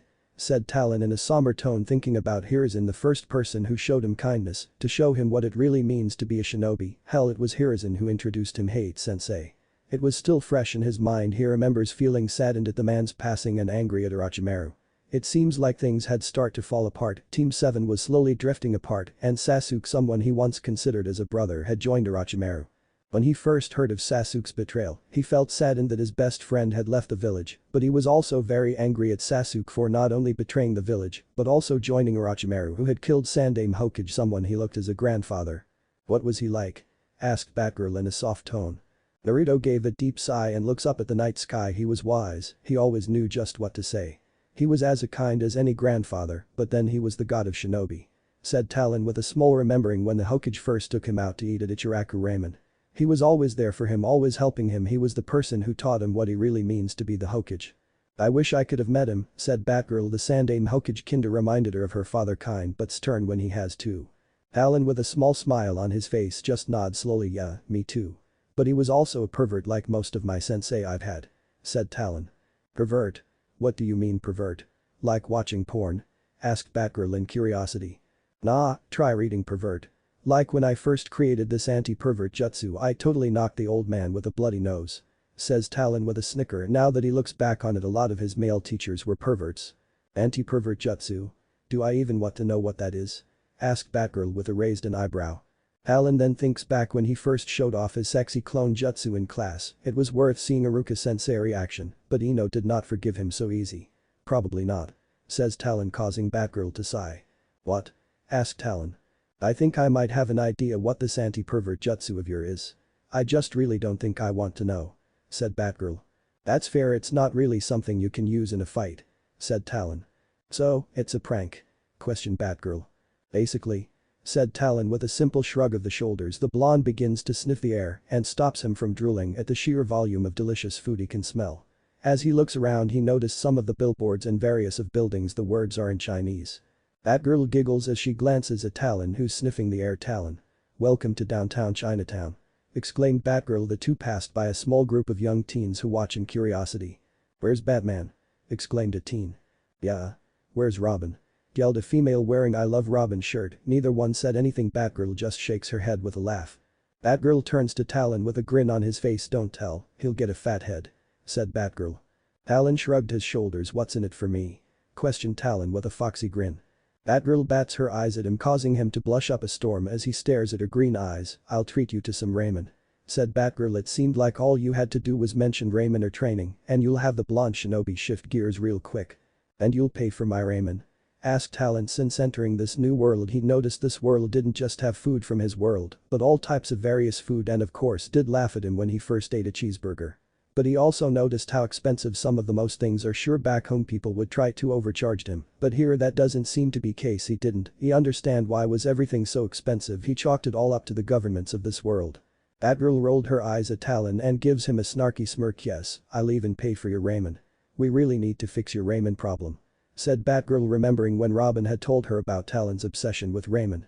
Talon stares at his partner with a blank and unreadable expression. Batgirl was sure from the mere sentence had reduced Talon to be as stiff as a statue. What are you talking about? What ramen problem? There's nothing wrong with ramen, it's the best food in existence, exclaimed Talon. Batgirl rolled her eyes at the overdramatic male and places her hand on her hip and give him a disappointing look, her emerald eyes glancing around her, making sure no one is around. Naruto, you know you aren't in Konoha, right? Asked Batgirl. She watches as Talon slowly nods his head. Robin and Batman told me how the people in your world treated you. What they did was horrible, but you're no longer in Konoha. The only they would refuse if you had no money or you destroyed something. Joked Batgirl, giggling at the image of Talon being thrown out a restaurant due to his clones or something. In return, Talon slowly nods his head. Okay, I'll give it a try, said Talon. He remembers when he had to try to get food back home and everyone would always then him away except Tucci and Am. He smiles at the memory of Hay taking him out for lunch. Batgirl smiles warm at Talon and pats him on shoulder. That's all, ask. Now come on. Yang and Shen's BBQ isn't far away. Follow me. I know a way, exclaimed Batgirl. She aims her grappling hook up, launches herself on top of a near roof. Talon blushes as he couldn't keep his eyes from staring at Batgirl's behind. Young teen curses Toad Sannon and his perverted tendencies. Damn you. Pervy sage, grumbled Talon. He runs up a wall and launched himself high in the air and lands on the roof. Talon grins at Batgirl with a wide grin. So, what are waiting for? Lead the way, ladies first, said Talon, extending his hand out. Batgirl grins at him. Quite the gentleman tonight. Hey, fox boy, says Batgirl. She then leads him towards the restaurant. The two grin at each other and hop building to building, each one trying to up another. It might be a cold but the wind blowing through the night, but to them it felt good. There it is, said Batgirl, pointing at a building across from them. On the building in bright red lights there a sign that says Yang and Shen's BBQ. There seemed to be a line, but fortunately the line was short. Batgirl turns towards Talon and smirks at the shinobi. Looks like we got here just in time. Come on, Talon, exclaimed Batgirl. She points her grappling hook gun at the building. She flung herself to the building and released the cable and glides herself down, shocking the people. Many of them took out their phones and begins taking pictures. Batgirl smirks up at Talon and waves to him. Talon smirks at Batgirl. If she wants to show off, then I guess I have no choice, grinned Talon. He pumps chakra through his legs and backflips all the way across the street. The blonde gracefully lands on his feet. Many people clap and cheered. Batgirl grins at him. Show off, comments Batgirl. Talon chuckles at this. You're one to talk, Miss Detective, joked Talon. She rolls her eyes at him and giggles to herself. I can definitely see why you and Robin get along. The two of you have two big heads for your own good, joked Batgirl. The Redeed grabs his hand and passes by, entering the restaurant. The waiter at the front desk stares in shock at the two young heroes. The waiter stares awestruck, unable to utter a single word. Ho, how many TT tables? Asked a nervous young man whose legs start to feel like jelly. Batgirl smiles warmly at the man. Just two, says Batgirl, showing the young man a peace sign. Talon nods his head and copies her with a wide grin on his face. Her green eyes turn to her partner and admires him. He may be young, but he was incredibly strong, but then again he is a super ninja. Alright. Table for two, says the waiter, leading the two heroes to table. The two heroes sat down, both facing each other. The waiter hands the two a menu. Can I get you two anything to drink? Asked the waiter with a nervous smile. Batgirl hums to herself as she stares at the menu. She then glances up at the waiter. She notices a few of the customers and workers looking at them nervously, but she thinks it's because of her and Talon. After, it was known that Batman's new partner Talon was a metahuman, which was something new. Let me get some water, says Batgirl. The waiter his head and glances at Talon. I'll get some green tea, says Talon. The waiter smiles and bows to the two. Talon notices the people are still staring, which he didn't think much. He figured these people probably didn't expect to see two heroes sitting in a restaurant. So, any idea what we should get? Asked Talon with a sheepish grin. Let's try the meat lovers. Trust me, you like, said Batgirl with a small grin. Her eyes glanced around the restaurant and noticed the same people have been glancing at the two heroes since they entered the restaurant. As she watches them, she noticed a few of their hands become shaky. As the waiter returns with water and green tea, the man who has a fake smile smiles at them. What can I get started for you two? Asked the waiter. Batgirl closes the menu and smiles in a friendly manner. We like to do the metal lovers, and can we get started with harami miso skirt steak, and can we get a side of fried rice? Said Batgirl. The waiter writes it down and heads to the back. She and Talon share a look and she silently mouths out, "Yeah, I know." "Wait and see," said Batgirl. Talon simply nods. The two decided to wait and see what might happen, so the two pretended they didn't notice the many stares. Talon then begins telling her about the time when he and Robin set up a prank on the Riddler. "Wait, you created blue pellet bombs for a prank?" questioned Batgirl with a giggle. "Yoop. It still worked," laughed Talon with a cheeky grin, and shrugging his shoulders he then gains a grin on his face. "Looks like the food is here," chimes Talon. The waiter hands then each a small bowl filled with fried rice and slabs of steak meat. Batgirl seasons the meat and begins to cook the meat on the grill. She watches as Naruto stuffs his face with meat. His appetite also seemed to be inhuman. "Waste em," yelled a customer. Batgirl pulled 3 batarangs out. Talon groans at this and he pulls out several smoke pellets. Before any of them can even fire a shot, Talon throws a table at them. He then throws down the smoke pellets, causing a huge smoke screen. Batgirl then throws several batarangs. Loud screams of pain can be heard as their guns blew up in their now bloody hands. Talon pulls out several shuriken. He then jumps backwards in mid-air. "Shuriken clone no jutsu," exclaimed Talon. The shuriken multiple numbers. As the smoke clears they see each of the men pinned by the shuriken. Batgirl takes a bite of the meat. She walks over to one of the men, raising up their sleeve to see a kanji tattoo. She then does this to other people pinned and find the exact tattoo on each of them. She waves Talon over. "What does it say?" asked Batgirl. "Black clouds, on each of them." "It says the same on each of them." "Who are these guys, some sort of gang?" questioned Talon. One of the goons snickers at him. Talon picks up a plate and chuck it at the man's guy, causing him to gasp in pain, grumbling about brats. "They're a gang that operates out Chinatown. Their usual MO is money laundering, selling drugs," says Batgirl. She then searches around and glancing at their reaction, she then smiles as they look nervous as she steps on one of the floorboards. She looks down and touches around while Talon stands guard. He then picks up a plate and stuff his face with shrimp. As her hands move around she picks up the hidden floor and removes, and her eyes stare in shock. As she stares at the duffel bag she lifts the bag out of the hideout spot. As she opens the bag her green eyes glares at the stack of money, cocaine, and pills. "Talon, look around and see if our friends have any other surprises," says Batgirl. Talon nods his head and creates several of clones and watches them search around the place. She smirks at seeing the many clones. Talon and his clone search through the building. The original goes to the bar. Talon then noticed a button underneath the counter. "Oh, what do we have here?" wondered Talon. He pressed the button and the floorboard opens up. "Batgirl, I got something. They have a secret basement," exclaimed Talon. Many of the people looked on in worry, some even cursed under their breath. "Clones, watch them while Talon and I check this out," ordered Batgirl. Many of the clones nod in agreement. One of the clones grabs a bowl of salad, tosses it at one of the men who grumbles about hating children and Gotham of course, then earn him to be hit by a Asian pasta. Talon and Batgirl share a look, both preparing themselves what they might see in this basement. Both of them walk down the flight of stairs. They look in shock as they see various of cages filled with women, ranging from 13 to 30. "Hey, Chad, watch it, oin shit. ITS, Batman sidekicks," exclaimed a large man just as they pull out their gun. Both Batgirl and Talon throw their respected batarang and shuriken. Both men howl in pain, rubbing their hand. Batgirl and Talon both delivered a powerful uppercut punch that had knocked them down. Both men groan in pain. "Talon, go free girls, I'll handle these two," exclaimed Batgirl. He nods his head and creates 3 clones. She turns her attention back to the 2 men. Batgirl then ties their hands together and glares at them. "Who are you working for?" demanded Batgirl with a hardened glare. The 2 men scoffed at her. "I ain't telling you shit," hissed the man. "Yeah? You ain't the Bat," said the man. "Is that right?" says Batgirl. She then pressed her headpiece. Batman to Batgirl. "Do you copy?" questioned Batgirl. "Yes, I hear you loud and clear," said Batman.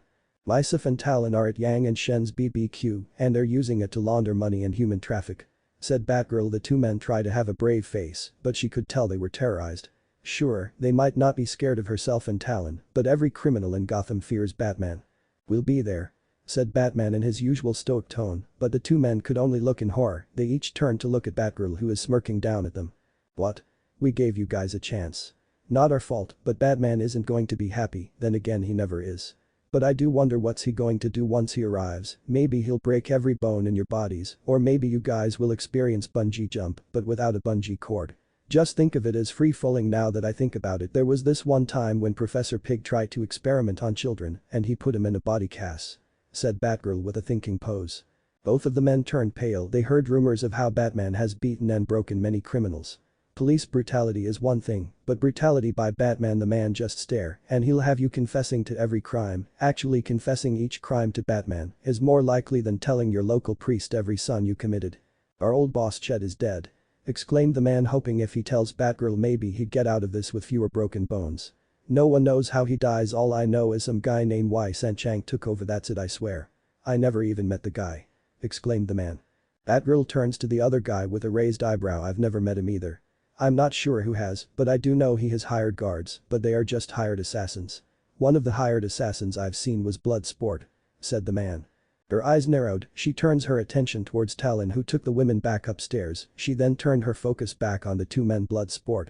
He took out Superman with a kryptonite bullet. Thought Batgirl she knew that man was extremely dangerous, but she was wondering who are the other assassins. She turned towards the other clones, help me take these guys up top, said Batgirl, pointing at the two men. Each clone gave her mocking salute, she rolls her eyes at them, but is happy as they drag the two upstairs. Her smirk then morphs into a look of surprise, as all the hostages are eating food. She turns to Talon, who's eating a plate full of food. He looks at her with a raised eyebrow. What, not all the food was destroyed, and some of it wasn't cooked.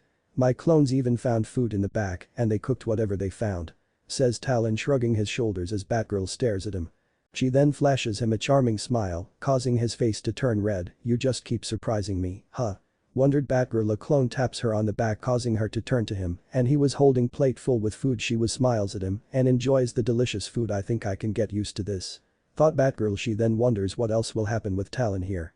The two smile as everyone around them eats food. The two sit back down at their table. The two smile at each other. Talon, I'm happy you're here. I still think it's Kanoha's lost for pushing you away, says Batgirl, smiling at Talon. The two of them then head the engine of the Batmobile. She smiles at seeing the famous vehicle. The hood pops up and the Dark Knight and the Boy Wonder jumps out of the car.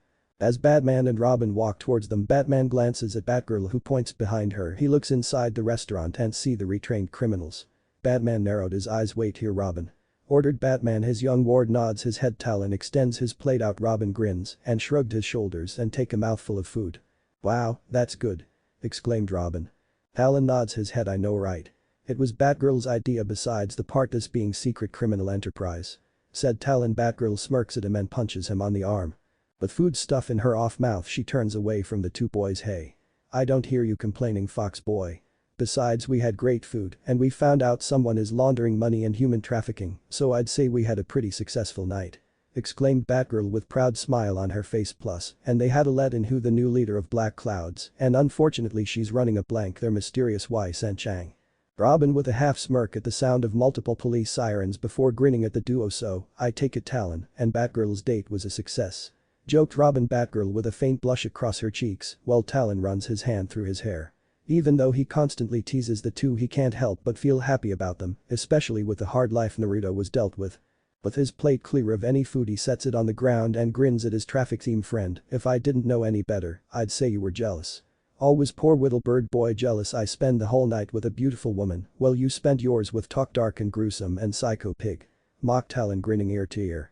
Batgirl blushes at the compliment. She especially remembers when he said her red hair was beautiful. Maybe their favorite blonde vigilante had a thing for deeds, or maybe it's a ninja thing. Robin just shakes his head negatively. Nah, that ain't it. I'm happy for you, besides I don't need help, grinned Robin. The other two just rolled their eyes at him. Each of them then straightened up as Commissioner Gordon and his police arrived. Gordon began barking orders at his men to arrest the people pinned to the wall. Merkel, get me ambulances, we have several women who need admitted treatment. Now, roared Gordon in his walkie-talkie. Yes sir, replied Merkel. Gordon then turns to the three heroes inside, probably making a bunch of groan cry, said Talon. Robin chuckles at the mental image, but to be fair, Talon wasn't wrong. Gee, thanks for that colorful image, said Gordon, walking into the restaurant. Talon just waves him off. Gordon glances at the people in handcuffs. He then turns towards Batman, who's glaring down at the two men who were guarding the women in cages. So, what are we dealing with? Questioned Gordon. Have you ever heard of the name Wei Chang? Questioned Batman. Gordon lights a cigarette and takes a big puff. He then sighs. Wei Chang? No, can't say I have. Why, is he some new metahuman? Asked Gordon. Not sure, yet. But what I do know is that he's here in Gotham and has taken over the Black Clouds, said Batman. Even for Batman, he's never heard of the man. Apparently Gotham has a new player. Please, tell me that's it, pleaded Gordon, but Batman just stares at him. Ugh, take it there's more? Questioned Gordon. He also, apparently has assassins as his personal bodyguards. So far, I only know about one of his assassins' identity. One of them is Bloodsport, said Batman. Bloodsport?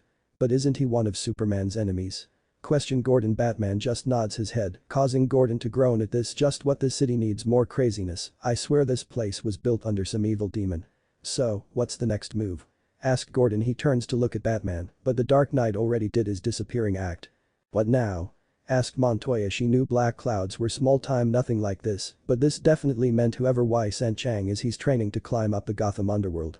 Just be on the lookout. I'm sure Mr. Chang won't be too happy about this. Said Gordon. Montoya simply nods her head. Bloodsport, the guy who nearly killed Superman, not many people can't say that. Ugh, and who knows who else Y sent Chang hired as bodyguards. Thought Gordon. What if Naruto x Batgirl Harem Justice League? End here and thanks for watching my video till the end.